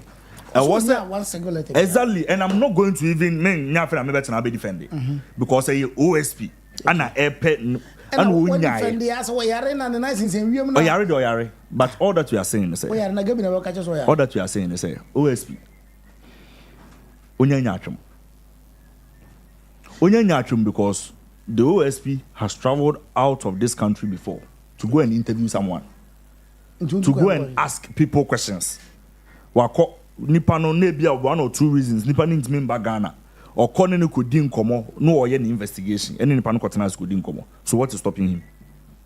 I feel mo angle no. There be enya obia angle no. E mane nya te say chinchina just papa ni sini na so. No what necessary like the money di answer no wetima bisa no question. Obi say mo angle no. Owo so many avenues a obetimi use. E dia probe no aye investigation also oye. I am more or less like he's buying time for himself. Trust me, OSP. The way you need an answer or Tom Reman or Tom Reman ho.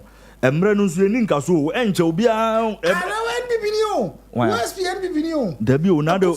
Debi a Ghana near building. We are not building. The Lucas Ninka so na what they buy time on. I want people to know say new route a NPP route. Oh, the party card da. Cadbury NPP member. True card da. He said Cadbury NPP member. It's you know I'm he said I've been MPP he said I've been a lawyer or a prosecutor. But when him say embremu kra no na ho den as a special prosecutor kra no and then na ya obedru Ghana na ya okono na ya obetima ka chen say ministry am ka chen. Oh yes it's so be there from court. It's the right of a accused so but court ko obetima ka chen say ministry ka obi etimi yere we obetima ka chen say wo no kwan so bi samsem bia o friend baba betra o ministry ka papa no yare. Papa no ekoye ne surgery. Papa no hobeto no to no beba Ghana. Oba nkomu bia ohobia na yebedi. Enti onya abotre other cases o ha yenim se wo investigate omo Ghana no. Onyo omo de no ho adwuma. now no dear papa no time no so na no ho to no oba wato aso afiro bebrebe na wa publish na wo Ghana na dey woni energy so be say adwuma na na da bi wona no wona discuss kese ketwa no grant menje ye dan kese na akwaje ketwa no grant menje kese na beje kwa gbe san ba ho supreme matia ya was special guest bi ofia abusan for menene be twetwe nkomo kakra ya ne babo nkomo yo labor my baby is on the way let do supreme jawo da bi woman na momo agent bi na ma mi bi na pemfo na no me ro kunkum momo agent no yeah so court no man say anyere you and a correspondent to court alcohol ba yes so call was wonye mo sere na time so and a correspondent akusua eno okiri ko ye when make a presentation for okrika bi dabi kameka so bo amani pa no more say pa France an konko yemra they say yabobo mo nsa no nyina awia bibia awi but ono no say no ko say pray senke man bi but yesterday e bia next week so it's quite unfortunate so oba painful it's me leading me mama yekuku am robbers for momo agents yekumba ko okro from na ba ko kwada society it's very na ye kwa was menyem it's not me say wonyem e na me yekunkum ni pasa egusu ye kwa ko money woni patim awusa for many doctor be abedi nkomo okay kwa ko nansen so be steady for some couple of months now a new problem ye tedodo pa so kwa ko ye tedodo astu mo wa manu so ye me nyan ba ko nam say deni e na be ya me japa ko meche no ano no eti me pese ye use opportunity nsua de na so obi omo a wo hia mo bi so a wo ba bi abetime de afa good enti kwa ko ye welcome Dr. Hillary Doctor mo kwaba Doctor Mbachona wodi ne de say me dear Hillary Hayford. Okay. Kwagu Supremo. We dey in simple. But who exactly are you? Like I said, Dr. Hillary Hayford. Who is Dr. Hillary Hayford? Me doctor of alternate medicine. Okay. That is in Ghana no most near oka herbal medicine na obi atiase. Nti say me am into herbal medicine. And I said natural medicine. It's only in the area of specialty. It means in natural substances. And I'm healing the patients. Okay. It's you focus no. Meaning say eye, but is it just the eye and also other things? Into me focus here human regeneration. By human regeneration, I focus mostly on brain. Adrenaline. Into adrenaline be make me healing. And I say make me improve, you know. My better thing, my first net, you know. Now, so adrenaline, no, you were different types of them. You were autism, and kola monkasa. You say make me improve, and I say make me. I know adrenaline. Adrenaline, so psychiatric special needs case. Special needs case, autism. Autism is a complex disease of the brain and the gastrointestinal system. In Tobanis, I know. I say you rebuild the damages in a work adrenaline. Until you rebuild the damages in this time I call language me akasa. Simplify mommy. Mo build a dream mentiase. Say adrenal. Nyame aba adrenal ma yewia. Mo mentiase deficiencies bi om. And also I'm not saying me mentiase simplify. Fanise more class 6. Now what chema dey. Adrenal network of networks and I say a circuitry. It's I said the way motherboard circuit motherboard the way wanna be a number sana adwene so te nta adwene akasa no main function here electricity generation or generate electricity and it power all the cells na you be living beings na adwene no to say electrical wires no say electrical wire be a insulator insulator no protect ijano the man ijano empager pow inti in mental cases no mostly no brain no ne myelin sheets just a protective cover you find a myelin sheet but when say brain no fat it mean this is fat for your fat mostly of omega 3 omega 9 that is the fat foundation of the brain into say omega 3 ni core of the brain the neurons no and I said the circuitry na kasa in omega 9 no the myelin sheet na cover circuit no the man say ijano flow empager na and touchy no as a it's only myelin sheet you will say with so many cases, especially children with autism, the problem is the myelin sheets. Myelin sheet, you know, yes. There's a problem with that. It's you know we also wait for habits and we are yes. Okay. In terms I won't say Aqualan will lose some functions. Okay. Now we say brain your right hemisphere and left hemisphere. In terms with autism, say affecting the speech. Or just say left hemisphere no hona speech. Emma yekasa. Okay. Or just say damages na kaho. No one is an Aqualan to me kasa. And I do also more hyperactive. I understand the brain also was something called the biochemistry, that the neurotransmission state of the brain. Into these chemicals, also. But one of the key ones here, but we have the GABA, only inhibitor or stabilize the brain or calm the brain. Now back to be some of the glutamate. Glutamate, no name like a cytatory. Brain fire. By fire, I say it turn into GABA. Now about calm. The answer. Brain will be chaos. There will be instability. Overheated. You say, "Oh, I'm funny, sir." Into instability.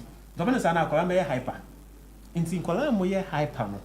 The main issue ni say brain ni calming state no. Ni inhibitory. The hyper set me burning is what shit. It's just shit. Okay. Brain ni inhibitory no. And then excitatory state no. Enya balance. Okay. Governor sana say ya up-regulate GABA inhibitory state no. But sometimes you go among the receptors a hold the calming neurotransmitter, which is GABA. It may be sometimes it's dead or it's weak. When I say in the brain need rehabilitation, I say new regeneration a complex system. But we have a natural way. Even to me, a myelinated brain. Yeah, repair no, yeah, myelinating no, not this time. Aqualano so kasa with me akasa. Sakolani hyper, Wontumi a calm. Sakolani nanti it is cerebral palsy, kola Wontumi nanti. Modia air damages no can mostly in the motor cortex. That is the part of the brain that are responsible for movement. Inti so you repair damages so na your myelinated brain. All this is natural using natural substances. Natural. Ya nema e di no nom da bia e. Inti you rebuilding. You know, one thing you also know is say every system or every organ in the human can be regenerated. You try me, sir. Yeah, it can be regenerated. So if you give it the right to be must try to regenerate man. Look, regeneration is the foundation of creation. Okay, we plants they die, they come back. Even some animals, yeah. Even do you know one of the secret to my vision regeneration? When we say in the ocean, we have fish. There are some fishes that they regenerate their optic nerve. Okay. And so the same principle is what I'm using to activate vision regeneration in humans. It can be regenerated. How long does this take? Because it kind of looks like a revolutionary thing. Yeah. Same yemi about majwa na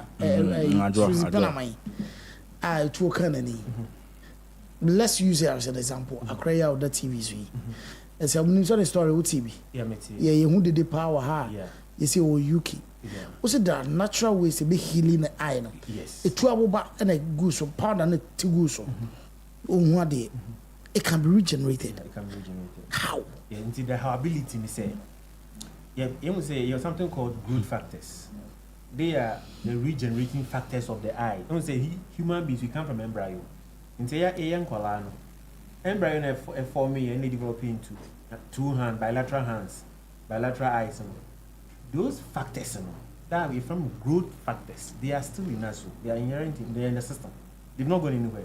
So what we have to do is to activate them. And how do we activate them? We activate them by giving you special dietary supplements.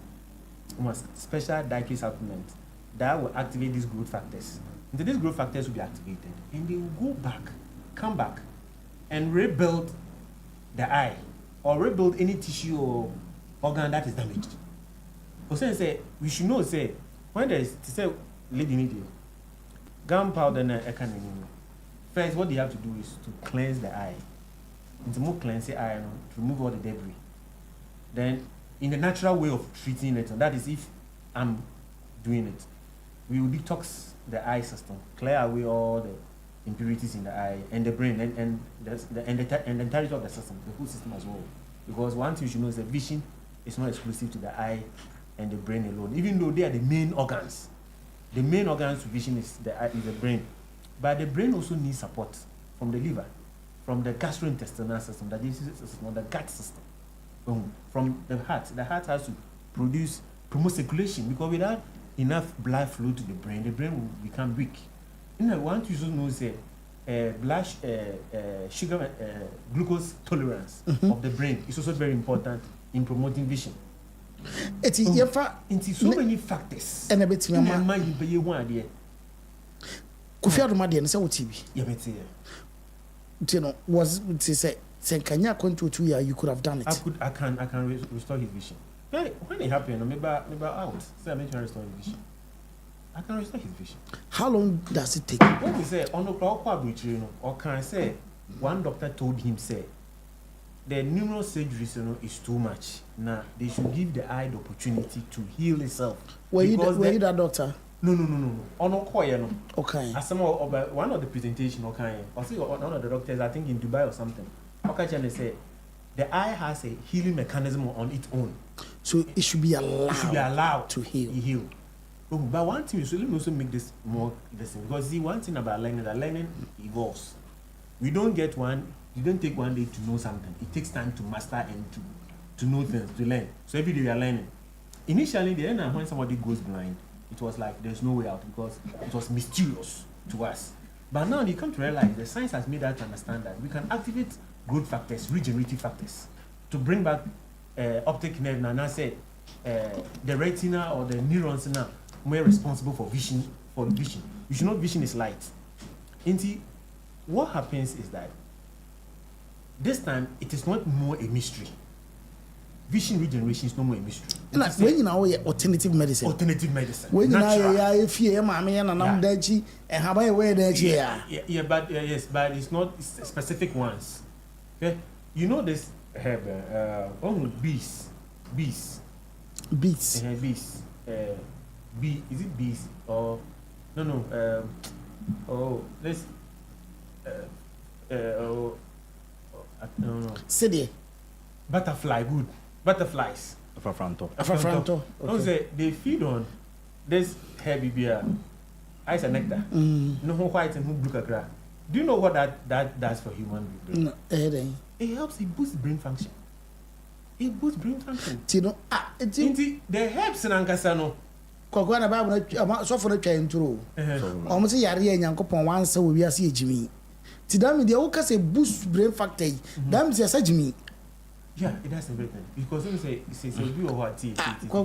Jimmy, it's me, Sunny, but what's me? Sometimes targeting group. Okay, yeah. Sometimes you know, we say if the brain is weak, it all so many factors. So one, if oxygen flow to the brain is low, sometimes intellectual capacity in the baffle. Sometimes say Jimmy can cover the then they say who say brain. I said that brain will say it's a part of brain, a friend hippocampus. Only the memory state of the brain. Sometimes I shrink here, no sometimes you're not thinking capacity bottom kakra. No one to see baby kakra. What I say. Inti say a kamba brain one complex things na ya affect them. Inti say who target healing it to you heal it using a comprehensive approach. What I say. Inti you would improve blood flow to the brain, you would improve brain sugar metabolism glucose tolerance, metabolism, get it. You would improve brain, something we have something called BDNF, brain-derived neurotrophic factors. That is promoting new brain neurogenesis, brain cell growth, new brain formation, then also synaptic connections. And by doing that, we are improving the brain holistic physiology or holistic function. That's what I say. Then also improving gastrointestinal health. So it's a gastrointestinal system. It also promotes good brain health. It's Supremo. Go try to make case like this. Let me put this in this thing. Surgery, over surgery of the eye rather damages the eye. Sometimes when you do surgery to restore vision, sometimes the vision will come for some period of time. Then after that, it goes off. But maybe so. Let's see, I have an eye problem. Yeah. Like if you have like Susie Panama, give me an estimate. How long is it going to take? Okay. How much? Mommy estimate. No, yes. say. I do it for 1 year. I have to endure 1 year. Yeah, 1 year because. And you are promising me say after 1 year, no, I will be able to. No, see. it's not even after 1 year. The regeneration starts from the day that we start. So let's say within the first 1 month, we start making progress. We can only say to you, so be what brain issue like vision loss. Let's say it's a glaucoma inducer. Nimpano, obenya issues with either sleep, and obenya anxiety, and also say constipation. Because this time brain, normal mechanism of the age man, baby or a teaching. Okay. That hands open side this we need balance system until either say uba anxiety and I say sleep issues. Whether 2 hours now so I want to meet the bill. The people with glaucoma who are blind they have this 3 things. Either say nimpan all the 3. And I saw 2 out of the 3. And I saw 3 they which is anxiety. And to be glaucoma be any frano. And I saw glaucoma advanced glaucoma. Either saw anxiety. And I say all sleep issues. That and I say the reason is because that affected the brain. The brain is the key organ for vision. It is a brain in the pathway. Until he started treatment now. Within the first month a year ago, weeks a year ago, we are rebuilding the brain and putting it back to the original default state of its work. Until we at this time, people not fine. Anxiety no coffee. So no constipation, no constipation. People feel inner happy. Because so maybe within the first 3 months to the first 3 to 4 months, we establish light perception. Light perception is the key milestone in achieving vision. It is within the 3 to 4 months, you establish light perception. And depending to who can say, okay, can you also Udum light or see it was soon. It means to say, can you know Abba? Then we expand it. If they be expanded light, it's a gradual. So within that 1 year, we should complete the vision regeneration cycle. In the uninterested say 1 year after 1 year, said we'll be vision a process. A process. It's not an event. Yeah. It's a process. It's a process. Today you see this. The next day you see this. Yes. Gradual process. It's every year they're not restore it to it. I am much mature than yes. Mature. I have a case of a man or a Pentecost elder. Okay. The mother got blind due to glaucoma. They told him say the mother cannot see again because glaucoma is not reversible. So by default and by providence, in a papa share me.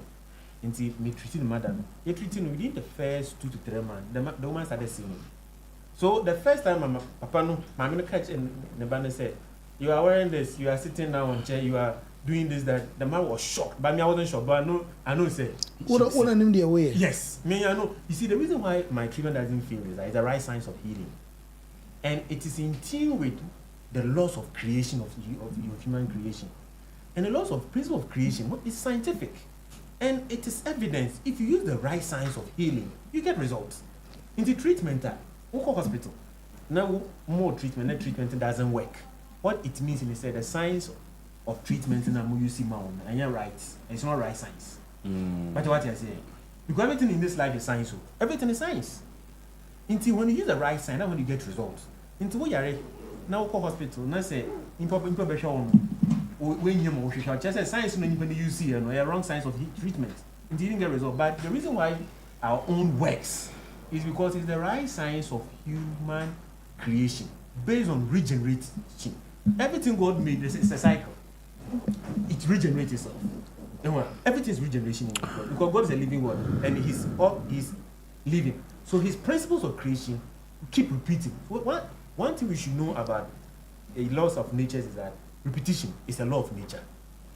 Okay, humans repeat ourselves all the time. The cells keeps on repeating itself all the time. So why is it that when you are blind, you can't restore it? Because it has to recover. The reason is that we don't give it the right environment. We don't give the eye cells and the brain and the human system the right environment for it to what? Activate optic nerve regeneration. So what I do is I will activate optic nerve regeneration, and the vision will come, whether you believe it or not.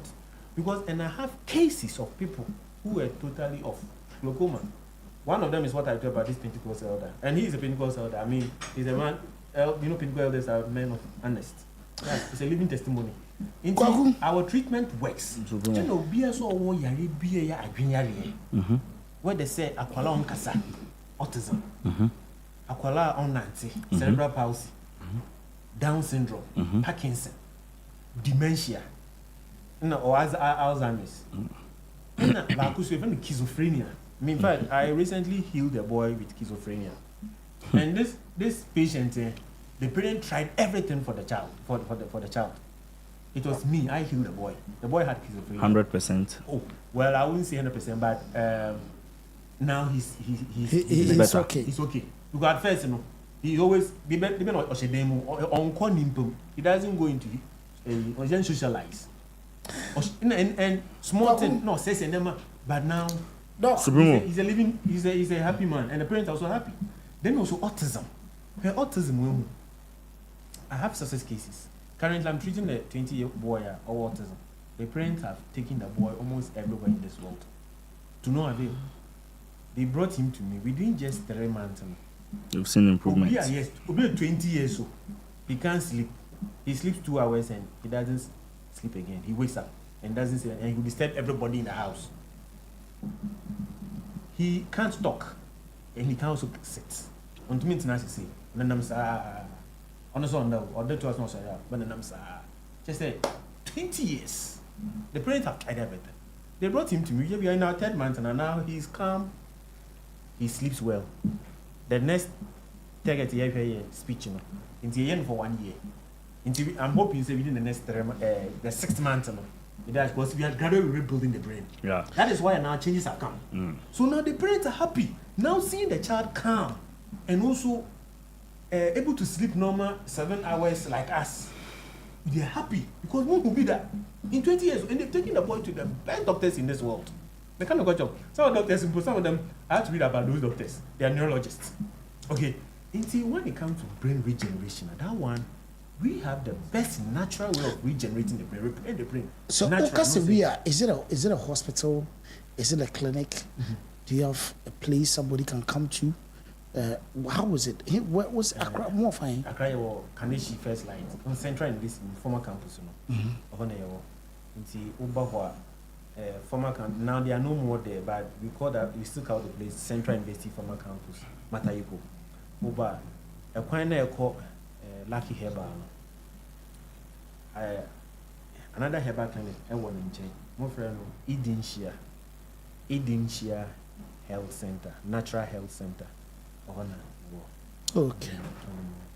Obi share na obeso ofre obeso di nkomo bi na ma be no bit ma fresh so. Nti my number is 055 8084 635 055 8084 635. In a Tigoni 0277 802127 0277 802127. The need na so WhatsApp. Nti say adwenyare ana emiyare ana say any part of the human system damage, whether it is kidney, liver, any other organ of the system. Bruni say ana must say transplant. There's no need. Come to us, activate regeneration. The kidneys will come back. Currently, I'm treating a man in the US. In fact, he gave me his medical reports. And do you know what interesting thing? Never me a medical doctors. They were US. They couldn't help their own father. So the man said that he listened to my presentation, and it is my treatment that he wants. He wants to regenerate his system. And he has started treatment, and he has prostate cancer. Wow. Kidney issues. Hey. Yeah, heart issues. Manager. I would say old age and issues. Oh, okay. And it's 8 years. Oh, and yesterday we are now 2nd month now. And now the man is a happy man. Now he said he has so much energy. He has come back to normal life. But first, who said Don't say with that condition. So we have to drink because we say no, you are dying. Yeah. We are no. Yeah. And that's over back to human life. So now he's my global ambassador. Wow. Yes, in the US. Wow. Now he's gone. And as I talk to you, he has even given me someone all Ghana. The man has been blind for 20 years. 20 years. You better work on him. And that one, we are going to restore his vision. This year, going to restore his vision to be a living testimony. And I mean, so because what I do is science. And I make sure, I get all the science references, just say tests, and I fire them. So that after I have reversed or recovered your vision, I can publish it. And to because no, it's not possible. To you, it's not possible. You don't know. Yeah. You don't know. But to us, it's possible because we know. We have the science of regeneration. Doc. No matter your condition, whether it is cancer, whether it is liver problem, whether it is kidney problem or brain, we can regenerate the system, bring the system back to life. And as simple as we are penny. Doc, you're bringing to know. I was saying you're up here. You reverse. So now you're young. You regenerate the whole system. So you look so fresh and young again. Oh, okay. It's possible. Kwaku. Supremo. The doctor brain man be education. My friend is Dr. Hilary Hayford. The number is 055-8084-635 and 027-780-2127. Regeneration. What you say? Anything related to that, just call it. Na omwa. Doctor, that's it. Say usunya brain. Na overtry. Yeah, that's be brave. Him say, yeah, that's all I feel you idea. You be share with you. Yeah, that's me brave. Yes, yeah, that's it. Nyami sure no. Dave. Kwabu. Supremo. Man, they sorry, dear. My main channel people me some quick na yini komai. Yeah. You dedika yam call Mivac Travel and Tour. Mivac. Na yene Mivac M1 komo. Kwaku Mivac one destination travel, Dave. One destination travel. Mivac say me can show say you're planning a trip, a 7-night, 7-day trip. Wow. You call one Kenya. If you Kenya, you go Dubai. If you Dubai, and you go Abu Dhabi. You go G. Obia Jinani. Obise. Any general the baby. Na yen jekese you say the secret everything be form double occupancy some room na e be giama beda no open double na 1956 and a single occupancy near 2216 na nime womu no de kwaku eye bebre ye beje wo visa ma be to visa be ko nyina ye be ticket is visa no kwasa abafom dollar number from the ticket you be hwe bibia ntine ya tete so ama no wow ya tete so because of nyama na abafom no abuza na ya ka wo say giraffe center ye be call e wo Kenya Eye of Kenya City tour ye be call airport transfer nyina ye e ka ho bi kwaku ni nyina wi a Dubai City ye be namu cruise Dubai what say Dubai cruise on the Marina de Ben ni nyina be call desert safari ni nyina namu Burj Khalifa Dubai Mall ye ko chini mantis okase be didi ye be di ye didi na ka ho ye be hwe wodi di na be di ni nyina be so to na a travel and see no Mivac for Mivac travel and tour omana man 025-666-2508 and 025-666-2464 ye di no ye Mivac travel and tour experience adventure and luxury ye di no brana beji wani we are make say best deal door to door shipping best deal says so person dey free UK at the back Ghana from UK to Ghana and one the best deal door to door shipping UK hono he province be na county be na state be na ye ba be fa wo niam no ne ba bia pese de ko Ghana so de be ko obi on mo we busy o pese shopping man o ba di Ghana but we hia niam o UK obi o UK no ne da job se ya toto niam na ship de ba ya me kan cho se bia yira en kan cho se swati yen kan cho se data se de ba na medru no matter time e be show se de ba na ba bedru ti no fa number 0241961165 and your Ghana number UK number 077-435-34857 and 0774-6300-7086 fine number no na wona ye enkasa na bibia enye kama 3P Galliv Nisha 3P say men kan cho se se ohudwo ohun ye omere why America crack and now open boost system in my and 3p calendar pressure no cost 3p pressure number from 3p who say as more drop also 3p stroke per set show 3p fire number 0248928824 020110000021 say open be 2 and after number na nya sadia Bora Kens work eba obenye biato Kufsam obenye biato Daniel Babi ho Gapson Pharmacy Albert Sam ni nyina na yetonton bi kwa obenye bi sana Aslen Fashion School bra Aslen dia atade papa eniema papa ye ni enim pam yesu ni enim kire kwa efa so pam no obi onu made ye ba onim sere si kire ba ye de no yenim kire yenim pam tibrani enkyere ye okuma se ye be Methodist Retreat Center honom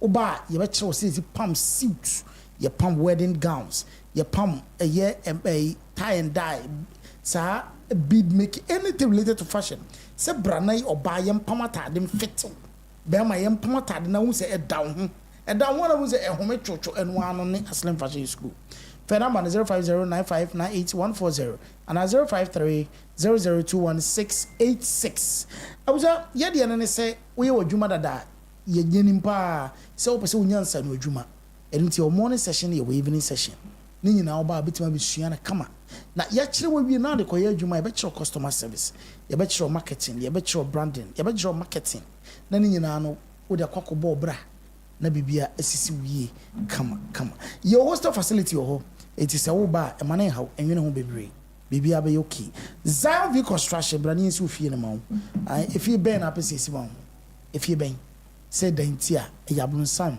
one story building 2 story building 3 story building e bia enim si anase nhwehwe dan yenim ye enim si fena mane frɛ ye be design kama ma wo ni fan ne wo Ghana ha apese be ye adwuma ma wo ye be ya ma wo we be posi floor, be stamp concrete or ye be Italian gravier or damness ni be treat here e wo fie da no ho e be treat ni nyina ma eti fa number na bibia enye okay kama and husband enterprise on the POP we see na we bra no POP ma obeye POP ni interior de ko bia ma wa what wa be say yes ai my ye japade ye be bo POP correct bia opje otiri bo wiem bia na wani age Ghana he fa na pese be ma ye materials na yisu ni papa yes aton bi etu pe bia na wafa 0246113461 0246113461 na koda media from seme nkoso nkakai o menya nkakai na mema wonti ase movies stream koda media from so YouTube koda media movies stream se ya no assemblyman or inspector Rama or lotto agent or e movie original Ghanaian authentic movies e ho negu ko na ko subscribe na enjoy movies no kwa Supremo comment on man am ko nim yankweni me be comment no I know about comment no yankweni na SSM for credit manager e de omo tata so mo soro for o SSS for credit bi nyanketo ye o secondary school wo so wo de me na mo won sam kan but manager se enwe na ye nkyere ya we o sen sam o enti yanko hwembra okay yanko hwembra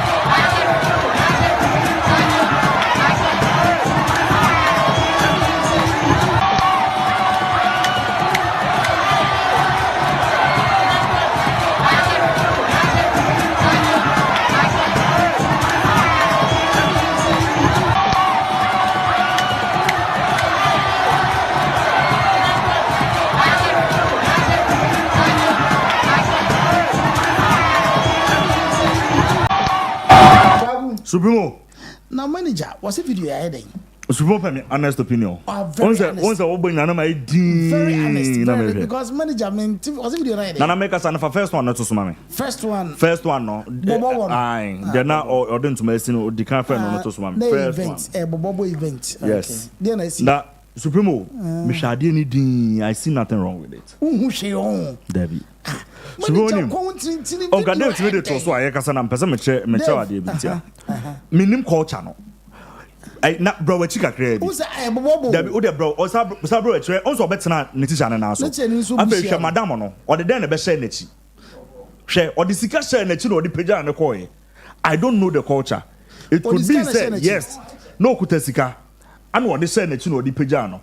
On say in our part of the world no your culture no obi an say the NDCT. Okay. It could be say asano that particular asano. Ye de tena be ma na so. Ejiska. Okay. And it is there. You will be what I say. And I'm looking at it carefully. Supremo, she mema no. Supremo he mema no. When is that? Oje video ni dia. On say a mema na shisha singlet and almost to message your maso. Wow. It's an America say. For you know. Me share am catch say bobo. You mean him say you work a certain kind of dancer. Teacher ni no. Yes. Teacher ni no gina so. Yes. Also no also no gidi. You were certain type of dancer. Or band better also. Okay.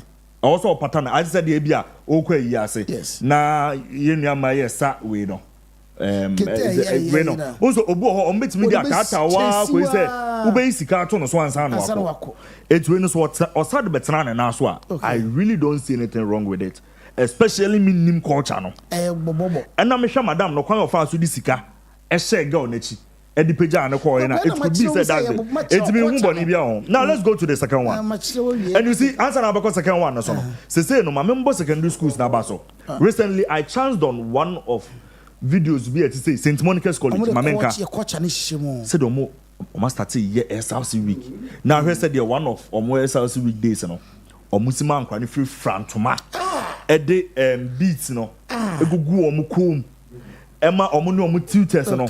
Etwitwa pictures Miss St. Monica's College anima ho. Okay. And I think that minim say Emma ba akokra de omo the beast strap mu no mampon ba Emma stone boy kra bai ebe ye obe wie bibia ma omo de sa no mani nyina ehye ma nkra na mankra na nya sa anije no nti no sa cultural we na vibe no omo de ba as part of our entire SLC week no come up. Now let's go to the second video Emma. Okay. Second video. Okay. There be some me wi an obam. Second video ni there be ye de baba chira ma. Okay. What me ye ni wa ha. Unti asemase a. Na watchene so metrem no meka nasem. O meka nasem. Because me de manager keka no. Na me nti ase me so no metrem. Manager. Manager betra say. Kobe Vivan. Yeah. Send your course. Address wo de. Ana me address. Send your course here. I shall come in. Send your ken normal say so case bobo imagine say your program okay na enkra ti o kin hwe me ti de okade pa me ti pa say Rashad na headmaster wa na enkra esa okay SS from enkra esa na in the name of bobo send your work bobo na no mo no dia be see Rashad na so na Then I'll be feeling. A traditional dancer wouldn't really have any problem with it. Hey. But say yeah. Kwaku, wouldn't be the manager academy say no. Kwaku, yeah, tell me I want to Supremo that say we are not for second video no. Supremo say we are not for second video. For second video no. Headmaster. The whole school need a headmaster and it's what. You realize a headmaster no? It who what yeah. What do Bobo call headmaster? Or assistant to domestic. Academic, sorry. But person me tiari bi ase. Na what na papa penyi we na so say Bobo was so to not at half. Not a half. You can want to fool. Na sa konya na si wontia wonya ko be si ne na so pa. Akora we omo ye nkora akono bi ani ne ho. Nti di ade a one so ma to almost one so ma to almost nyamesrum ene kwan paso one nkura na otete omo ne da teacher ni bi no wo na na ho sere manager Manager, what will teacher for when a teacher for every defend more? Me won't teach any be our say. Oh, near teacher in a minute. Radio Adventist for me who more about so. Adventist teachers for radio who more about so. Adventist for whom I born about some radio who more about so. Omo incredible choma de na omo wa no bi no. Nipa ebia sanka we no ma be gina table nani. Okay. Your fans na headmaster. Okay. There be okay, mama see. There was a headmaster. Oh, the offer ka say fans na be man na. Na ka say fans na headmaster na. Headmaster really nipa. Headmaster de no ku. Ti o ma bi a table no one. Nti na bi a mo ye be 4. Na mo nyina mo sa the same asa. Na mo wo so moto no. What you say? Sa na bobo no. Ye no. Eno kura ni say no kura no. Eni kwan say oben headmaster ni say there why no. On say we no woman kura na e be pia akwa. Me dem hu ni say nya bobo. Na hu say enye. Odisika se no so that o man disika. I don't know we know scan factor. There be say ade na open the amount so now you can go. There be say ade na open the amount so now you can go. E say na ti o. What the pattern? Na time na ye call one famous park. Zurimo Estate Junction. One say school bi na enye Macnelus o. There is almost assembly bi so. First na park. Oh okay. Na ye park ankasa na ye Jesus na ko boso kotokoni house. Mahu no. E ho no ye pon school a. Ni edwane ko ye ti say famous for ye cultural day no more prepare for omo no omo ye na. Aya na schools ni ko share competition na. Obekọ no omo hye wo omo. Na mema ni jejama na chi. No omo sa na so omo change drum na ma no koto sa. Na mema no pija. Obu otimi frɛ no age na ɔde abɔ so pow na ɔde abɔ so pow no de abɔ den no de abɔ ka ɔno to cultural dance ɛnti na make us minim tradition nim culture no but ye disika no be pattern no hwɛ ye disika no ma no ne pia no ma no ko say na tie bobo me nam se bobo ye mfa ntra headmaster nan so na bobo wa kokro ba ko sa bobo na say na bobo tie David mi da ase say na bobo tie headmaster no nyim na bobo say ya ne problem headmaster na as when you no ko esi o say yes I ye fa go see headmaster so no bobo video na ba say ne ye no wo de kwata bobo penny we na so tine one in town me hu ni say bobo me hu ni say traditional dance bi a me ni mu asem mamuzu asem TV3 for program yi edika bobo no ko tena na so bobo twere na say ko tena twere for na say why no so bi no ko tena na so edika twere for no ko yi afi ho o mo say why ko twere ko ho an want me ka bia ne o mo di me ya disika be pata ozo ohun se disika no so ama na no ko yo o disika no ko o dis o he ma me o tie kra na ko no so yiska dabi o he supreme o ade do tie no so yiska do tie na ko no so yiska ba when disika no ma no ma no ni jai me cry ye say yes. That is the open here the amount. What you go na so papa no cry why shop. The men that had it. Oh yes. Man that had it. Mama na not say ya no. Na ko no so yiska o. But when this can be pattern ko no no jai bi ni send na me bag mu. Oh yisika na tuma ni din no yisika to me so. And tuma na o friend ni din no. Your second video no. Now to the second video Supremo. Kwaku. Your secondary school no. Oh. Guess no. You call me school. Second video, Dave. You call me school no. Oh, your own say 2025. Yeah, you secondary school. Guess no more the date here. A change say about entertainment. But I come any ho. Satan na come any ho. Oh, do obetu ska go so dress no. Yeah, no na boys bi a no want young money cash money. Na say you ball when you ni jagum twin. No mu frechire ba. And no more be you stage no so no. But na camera ni ho. Camera ni ho. Empran entertainment no. Mummy enya omo no omo entertainment because we are there ya. Yeah, the camera to so ntimo dwene say ABC da akra we are. Akra kotoa we. Tio. Akra no wo sa. Na me say. Meba. Porsche. O dance na bebem no. Porsche. Ne friend na Mesbel. Porsche co stage. Did na. Porsche. E no hu no other so friend na Mesbel. E kwan of the farmer men. Woman, Fachi me o. Debi, I don't know. Everything is sanity. I don't know. Omo yan afi na ntina we fa na work up. Senior high school. Omo ethics no. Ethics way. Oh, na you say you go senior high school ni bi. Na go senior high school. No maka go senior high school. Eni onu ko senior secondary school abedo. Me ko SS. Me dey na senior secondary school. Okay. Sa the channel and then underwear and the show can TNA. When you fear 15. Commission school now. Debbie. Okay. Ni fear drew akon animana 15 years. 15. That's a 15 years to me shot away. None underwear. A show.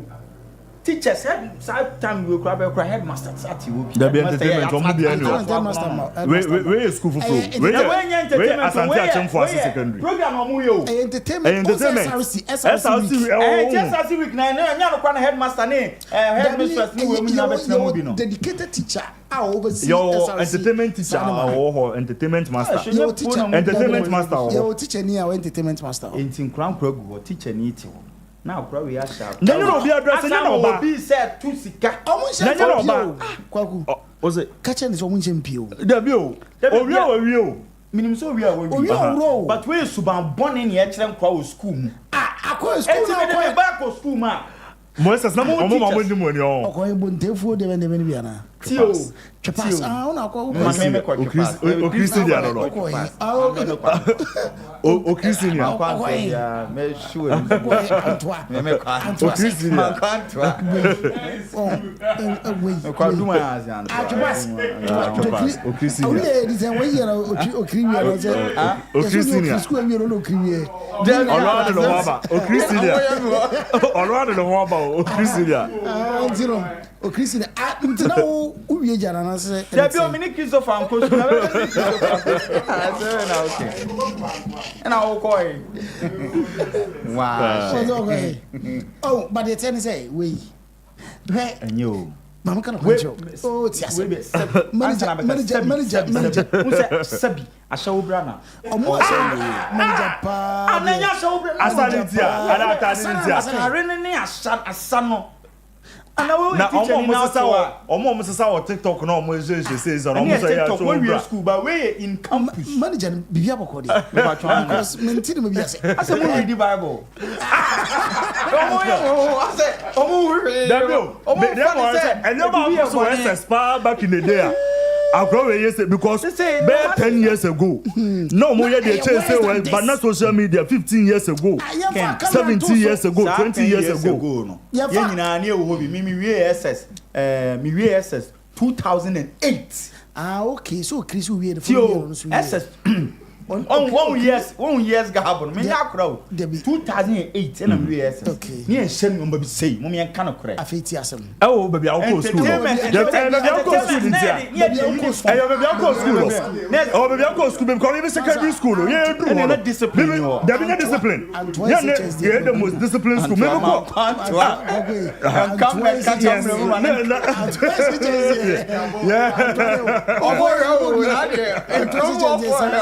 Antoisek. And I'm going to say Antoisek.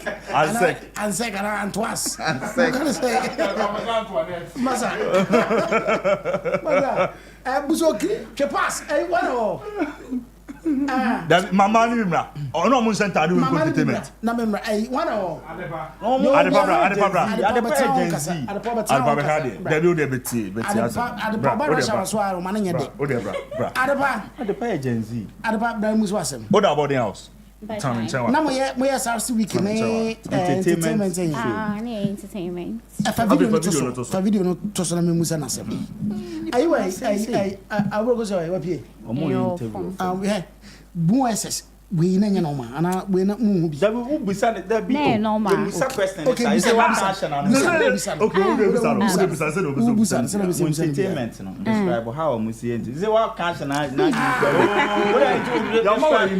school Takrade Hans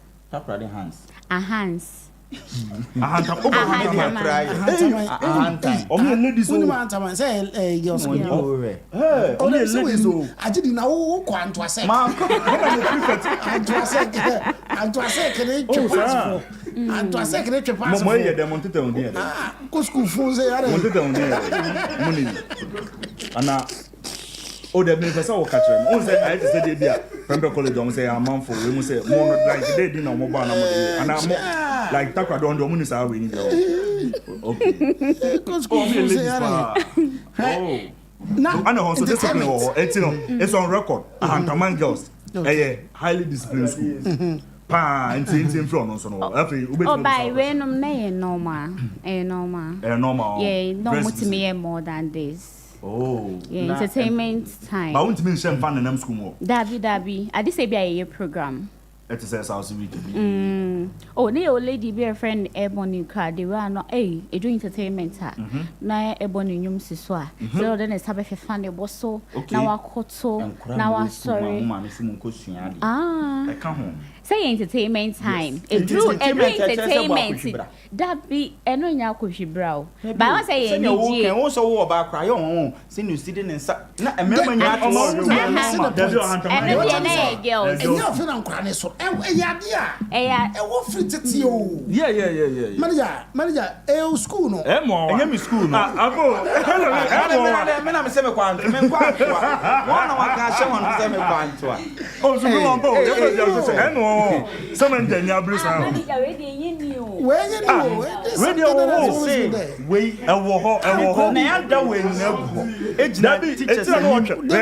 Entertainment is Supremo. Normal. School.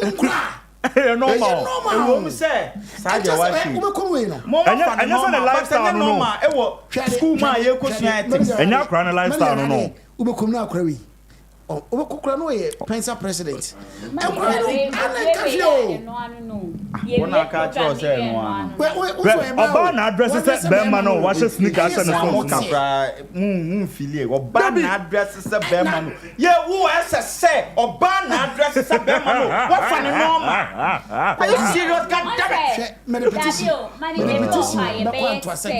Me say pa no mu school entertainment. Dabio. Oba kan religious so mu. Oba kan na normal. Say na mo kan. Say mimpo me defend the way. Na say mu wi. That means school am me koye no na discipline ho. Discipline. Man go school a discipline wo. Discipline. Can you say one go school until who nyoma be say normal. Oba dress so oba. Who say normal. Dabio. Baby school ko dey discipline here too much. Entertainment. Go opposite over. Yeah. Ni anda we nyina na buhui. Akwa koto wasi so. Ni anda we nyina. Enya fine. Mon condemn me.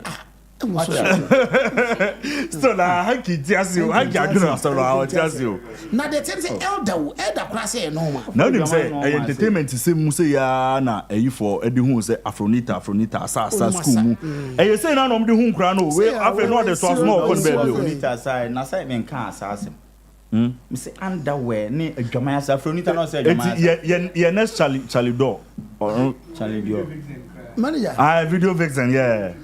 Me problem is say we in the school say SS for videos be bria school na was yibi o ma yibi no o mo ne put you secondary school your last entertainment girls no dress change after entertainment aka o the manager antia said we timu so mo ye di obia like job aso nyina be yo se bi what do you do we so entertainment and crash at the tadi free school eba school be na mo call ya nkura beti what the boarding all the atari free aba obia da be tell me school ntino me kasa ata mo de say me na social media entina Rashad no ya mo obia time mo time no na mo ayisa ayi clay no boys no mamencho tina mna bia ni dabi mamencho sata no boys need me dress level na I from fair dabi till dabi me time me necken level na mu say be SSS level so Rashad dey there dabi me research down na Bruce bia me say yeah time entertainment near the school uniform who find problem with this o share white o share top white no share no yen shatari bia program entertainment bia we yes Asu-B Asante Achimfo secondary SRC week and na make a choice say no omode cultural day na ababeshim obetimi nana check minim say bia St Monica's wo benya omo yi a omo SRC come here recently culturally said omo say dress say omo de ntoma efie ntoma yes it was beautiful Mo can go SRC.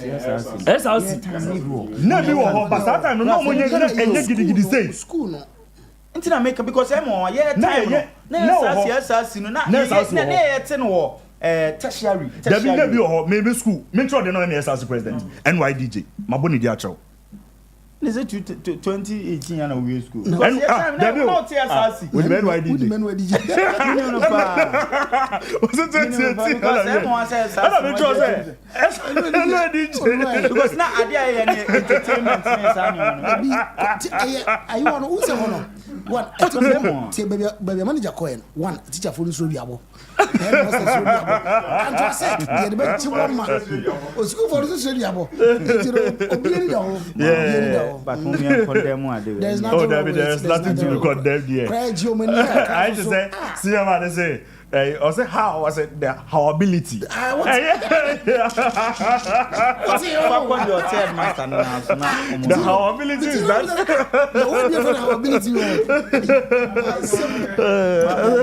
The how ability is that.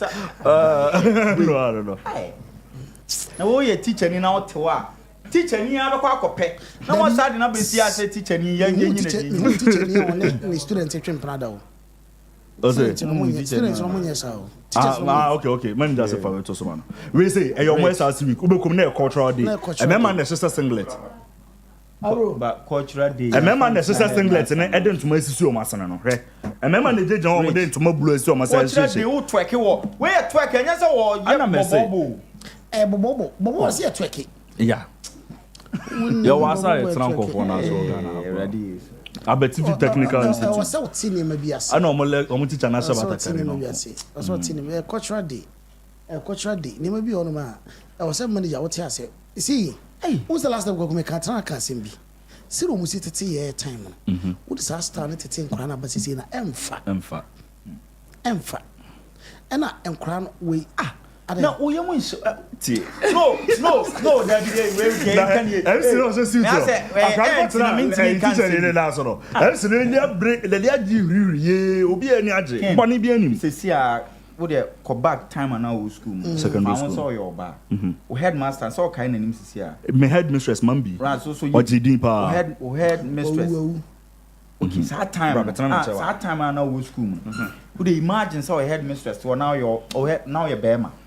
Now what got na nim say you dey we am crash show we dey because me imagine crash headmaster me that time so much jama mpo awo no krani twe no mutwi so loku a teacher no be fuma said the man do omo to betwitwiu no no akwa dey anyi say nye because that's we bibie your friend is in the houses and you do that you jam do do and you do the houses boys ni na di jamako girls hostel and no minim but you unkodi nsem bia jaman ma kwese be video bi acho dey fat so man won hwe of course secondary school now boarding house na na mo boarding house okay any for back no to so man is there okay there be can first back on first one or ten headmaster now what work you go what a wash away okay headmaster ni headmaster na akwa kotwa he took it madam and this kako piano se ko all right is there anything wrong with this everything is wrong with it okay yeah na two things apo na you school no cry na dey me pe o ko bi connecting but so him there's a situation when two things okay so we school out yeah na my teachers for na headmasters for no me very straight no say do program say yeah your man kra ho kwan emo mutimi bibia na yeah na time say kran be so mo kire say I had the wontimi nye like on be so mo bring us our powers no down kra and he say that say teacher no so you too friendly with them and na sa kwan amagia no kwan straight and so too friendly and amagia no kwan ya obetimi akwakoye sa nema we but okay so let me give you a perspective omo cultural day we show mo dress and everything na event which is something omo ko and you know bobo so nim say sabobo omo so omo to na it is crazy sabobo na say bobo no bi betwi teacher me say me what exactly is wrong with it ana bebe se metiase. Okay, I have to say, we no cry na fe na me say hwe ne ye. I have to say on say wo mo sakete no. So mo sakete ne se mpanimfo bi ba. Odibedi wo chi. Odibedi wo chi akopim so obema ne ska. It's a bia. Sa idea no wa kwa ni team say. As a students. Ene wo. Students no onim. Students na wo ho. Na ketem se ne ye di shia. Ya bi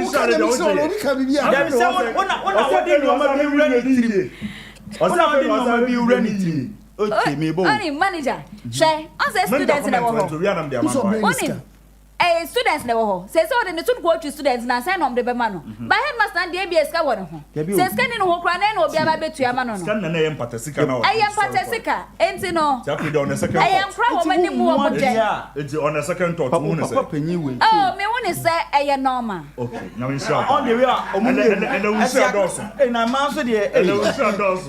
Na first comment to answer second number. Man so de. Na no board to say why was manager the SU president?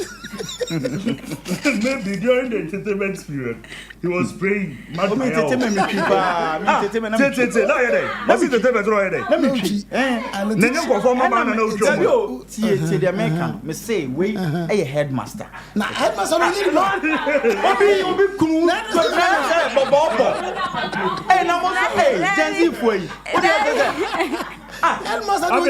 video.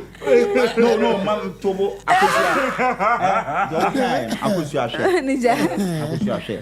Madam Bobo. Madam discuss piano. No, any kwansa akwakotoa no. Headmaster, obey any say. Manager. Headmaster ne papa panyin nso. Na manager, ye tie ni abe no be kwa no headmaster ne feel ya wa feel no. There be o ye nyina ade a ye kan nyina se de akora na ye no. Wo na wa nyina. Ye ka za akora na ye. So sika no. Ye nyina wa nyina. Enti me bo ke pole no mo ye bobo. Ayi Vice Chancellor na. Chancellor no. Ani nkopere. Enti obi betimi akwotena na na show auto. Oh, manager, I'm in a simple cry.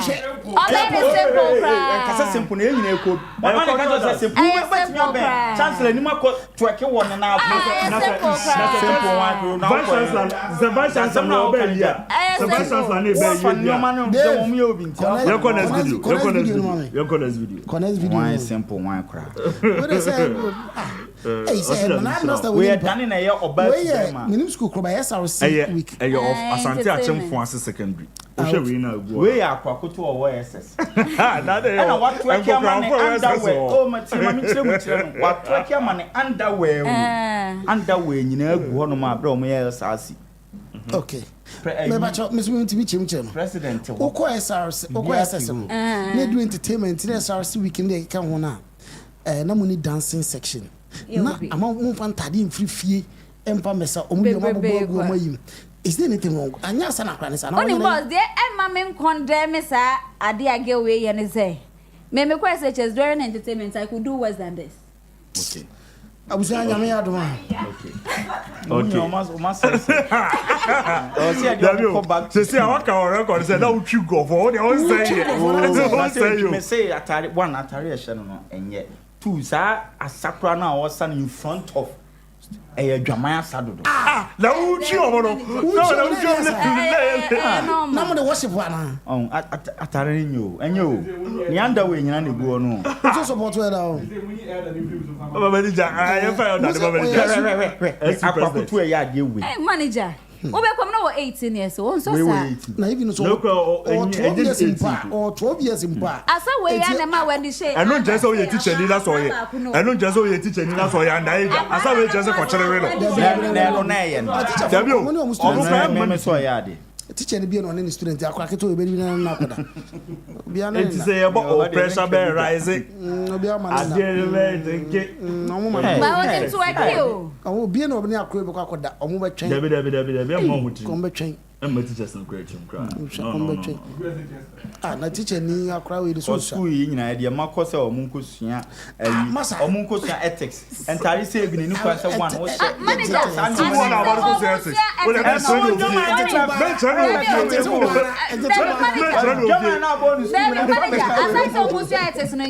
talent wo ho ebi akwa talent ni and na make am when the shade you na they started like this and talent do ho no ma dey select no so you film because we okay see am say talent say sabi meshi wi enti we pina mama be shi da bia no na tomra but asa we entomra amunja esa na nyenye David Crania no sanka ye kase videos bebre wo ho usu nyini nyina ama wa shu enkwa ShS videos bebre o mudi nsem bone nyina won sechi nyina ama eno o mudi gumi so san we nya St Monica's for ne de no we nya ayahwe videos bebre baby o pa David Amfama manager amuyem kura be shi aya to na hwan enkura no entertainment na me dem mo nyina aboko se na what say because nyame adumo adwuma mo say o nkaka bibi ekoso kama your court correspondent your court and mo court and as mo open phone o se dey onyim o se dey onyim mo je etu no the time as one so I think that right now be 6 to 7 months onyim 6 to 7 months yes o sa ka 3 months but all break 6 months is aka 3 months all break said o si kasa no all break and then said o si kan na asem no said judge no oyo ba o si ni transition for more than 10 minutes kwa no page anity no man bill answer one man bill no said the next court no be say send a lawyer we here fa and no say lawyer number and no say okay the next court appearance no obehwe de obey but say omo on the charge and there omo on the charge and almost say attorney general and release docket be ma wo mo so they should give them bail on bail and na na ya ka ma boys in the ombejwane ma me no de open phone de onwane but boys in the ombejwane boys o me do say am here 4 it one didn't come 5 so help me understand woman on the role play wo sa momo vendors no ko mo no o play role be the boyfriend and baako ono ne boyfriend one of the boys yes so boys ni baako na ne nyem no and ne nyem no and na one no pa to papa na nya easy cry ada was say one na akoka beka no kwam onto one o ka chere so nko hwehwe I think say o say from what ebusuafo na ka no almost say girl no and a friend that guy no say o mebie pro ne ma no onyiska e wo de omutwitwa no no e wo kwada society ho no one a friend junior and say omra no onyiska no pentementi one no friend no anche na boys no ebeto share no so into no which included on boyfriend no okay we won't judge but it looks too obvious and now crow from the NS way the same group crow from the NS so the nipa 2 and you am free sa group nim sa kwa do ne ball so out of the 4 guys yeah you are saying is that 2 of them and a crow from the no okay and akwada so the no yes uncle for 5 no okay and 2 of them no so no sa lady ne boyfriend no ekasa 2 no na it was what can be can kwan be so was what can be can I don't know say bia wo friend so won ko friend boy no mie pro no e bia no onim say sa no mo de koye no so di enti e bo no charge yes say on one no de ya friend girl no there be okay 80 first one no omo friend crow from incident no and omo friend 2 people which is guy no the guy no another guy 80 kwada so de no omo friend lady no including the lady which is 5 it's quite unfortunate say oba nka wonyem de what enyin sen kra unza ke ka obi di boni a mo time yen time come ma machine because the publish the communipa say my father my ana mema mema trimu sumu mema trimu but e ma so trimu de hey boss e ma de ma trimu de oba ni trimu de no e chan be ma ni trimu de yes oba si e ma trimu de ba utimi se wonu ne ho enya no na me de no e masa family key no man father me it's quite unfortunate say abasa say etima didima babedru say wonyem na no boy atima kaba fe na wo kam say moje tu na in any bia no come be man house arrest but Ghana knows you're lucky a lot of resources. Yeah. Any developed country be na enka oba wonyim sa na house arrest or something. Near who say ebia a hajade na yida online. It's you I'm sure some distance be you can't go and all that supervised incarceration or something. But you need resources for that in Eukruma. And the lawyer Makot. Omukwa Attorney General Docket my Empire. She says the Chief Justice say a case be the BIM docket no assign a judge to it. No bit my man. The whole Ghana. Because then a court clerks in a yes, I don't know. But so not just our responsibility in a Canada. And Sakrana, Attorney General, no boy, and is all Contocaviana. I'm sorry, the honor or the Ora for Attorney General handle a do one here. Good. And also so it's Omunkafra. Tina to me because she remand 6 months no my 2 years, 3 years no my. But on the situation are a little bit dicey. Tina no Besamba. I'm say 18th June. 18th June, which is I think it's a couple of weeks from now. 2 weeks. 2 weeks. Now, a boss. Omod war a central prisons. Omo prison ankasa. Prison ankasa. And police custody. And until na lady na press yenyin free prisons. And fanema police custody. Okay. Yeah. The prosecutor na ka say emwa. Oka sure judge na say emwa. Bema. Prosecutor na Bema. Yeah. Prosecutor for do no wechi. O say emwa because police custody ho no. Hospital ni wo. Doctor bi no but prisons wo dey. Obi o ha obi supervise. Bi betment o muntimi engine no. Enema judge na ka say ne. Untimi engrant na sa wish no but next obehwe de obeyafa ni case no. And then so judge and so na abusuafo no so kasae which is Patricia Mame ene kwada so guy no so mame se wo sere wo mo enye se bia asem no mo nya ho hwe omo ba ne so omo kwa ya no mo titi bi wa bonten I think say media for ya no mo ne say bia wo mo nya ho hwe no but this murder case it takes time you know they should and so what said that chre wo it takes so much time you know they majwa case ya frembo Omoko back. Meda case they wait be 10 years in Bo. No, because they shouldn't expect other soon. What are you doing? Meda case. No one saw if pa. Your decision fridge man. Yes, the wheel of justice moves slowly, but it surely gets there. It's like the almost I see patients can cry. It's wrong. We know that definitely justice will be served, especially when you're a corporate. Obviously, it looks like. Say Abia, I committed a crime, no. But they should take time, especially Attorney General commenting in country now. Oh, that's the issue. That's the issue. It's I don't know. They should take a little. Woman ask them the area. Now manager, the near maybe say David onion day. Manager, did I see David in Mama on? Madam Pong. David, you're not on Pona.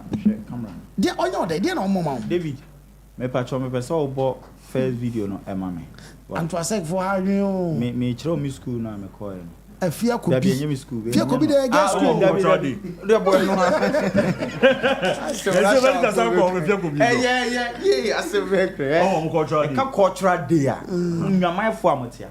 See, and a cultural day. Me patch all live no so na wo hwe but live no so man. Okay. If you could say and a cultural day at the Pabra.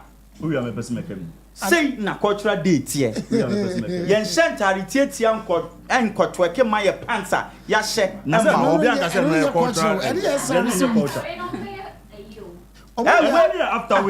after ben that is where mo dey say mo person na so so tu person che say be omo ye no na mo say problem fa ya no mo say e dey ku o so mo tro ko bi go o so che say culture wo no sa culture na wo e fe ko bi e ya say na wo say mra me dey me barber school say na wo say mo kira na me dey me barber school imagine say oba na akra ya na o tweke wo be feel okay da bi o mesin yo ma o eye mu de he ye ka ho asem ye ka culture na crossuma ya wa asem ne ye ka imagine say oba ne akra na okọ tweke kira oba ne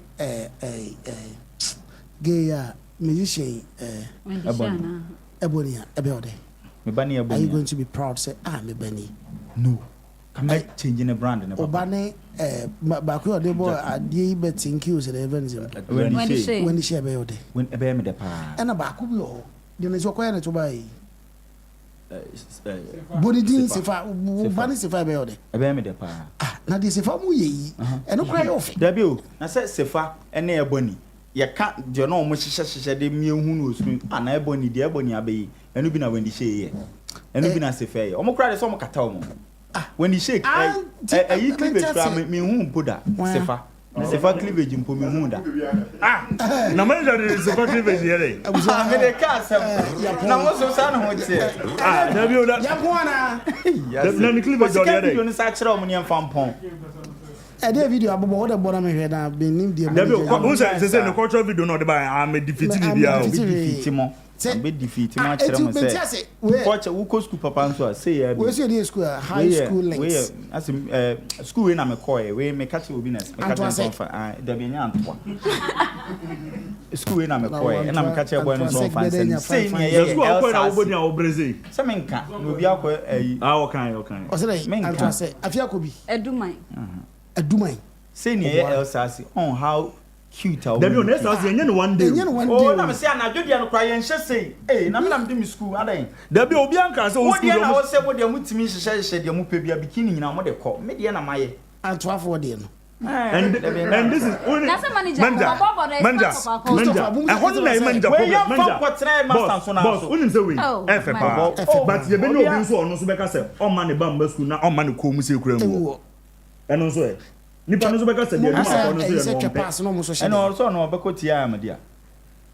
Unse so fe don so we because so because on person e bakra so ase ngrabe and so carbon dey anyway some people na person say no say tete nkra no school mu one akra no kwetena so mo punish no no mo kire so na manager wonim cultural dance so akufo no kwet dey dia na akufo president we me na me send no we no na send no anyam na me send no na say me na send me na me send no it we how do you mean almost o dey road to place of money sec omo se we ni na we wide we effect we wide anyone understand no see the video we anya catwalk we wide atare e hye ne kura nya fe ne pants tete ho me se wo dey empon me se munya hu ade kro na American so ogina we e na otwetwetwe sei na okoto na ne pants tete wa na ye mu nyina bo nsade o ye na nye abusafo pageantry ben also be pants better abusa nye bi na hu ya o play na nye pageantry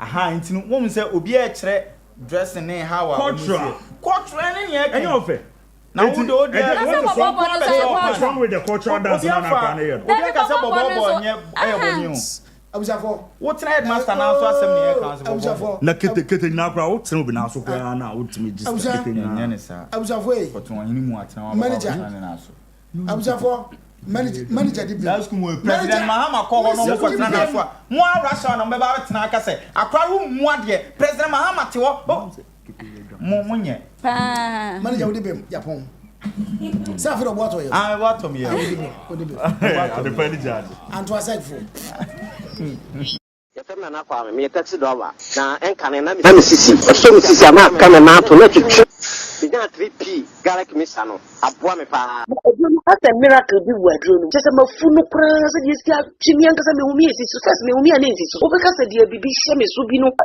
na ye normal ni bibi na ti no ti pa me sa 3 days ni na edona ankasa de nyankopon de ayi bia ho de chema yi bi anya sam ketwa ana se we de me fro aka so na me fa hye me nkwa ne me de abe fa 3 years ni ana ase me gina wa me na mu sisinya hye me kwa me de ameko bia mu so much me dru da ba 6 years ni o tema sisi am ya maji se ene me jaina saya le ne nku me preko ene 4 days ana me koto 3 garlic mixture ni tema me kase yankupo no yam se ende ya me no kase me wa to me a me din wa me ntiase 3p garlic mixture ubenya bi wo mamu pharmaceutical shops and herbal shops Fred Piwak e wo 02489288824 and 020100002 Adorful so pe company obetimi ede ho ato omo so eba no adansie ene ho dwumedie bia dia enwa ene Zion View Construction and Services eba no General Building Construction say yensi dan fit scratch enko na wieye na enye de wakoma pedie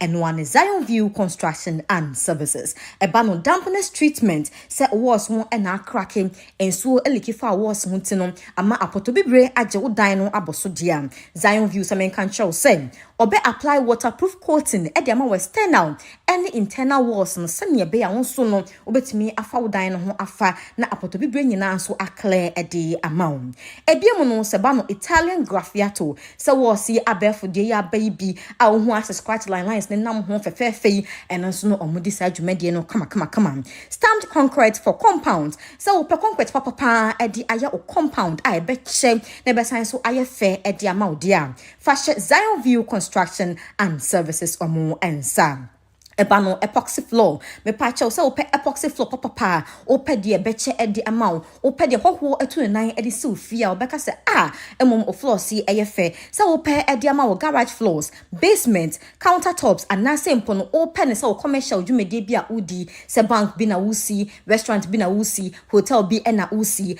enwa ene Zion View Construction and Services so what Ghana anase amano no dia na ope company a ombesi ofie no SSA dia me pacho for numbers we say 0543 123829 0543 123829 and I say 0249 711659 0249 711659 so we share Zion View Construction and Services BMUSUA obetimi akọ omo website so www.zionviewconstruction.com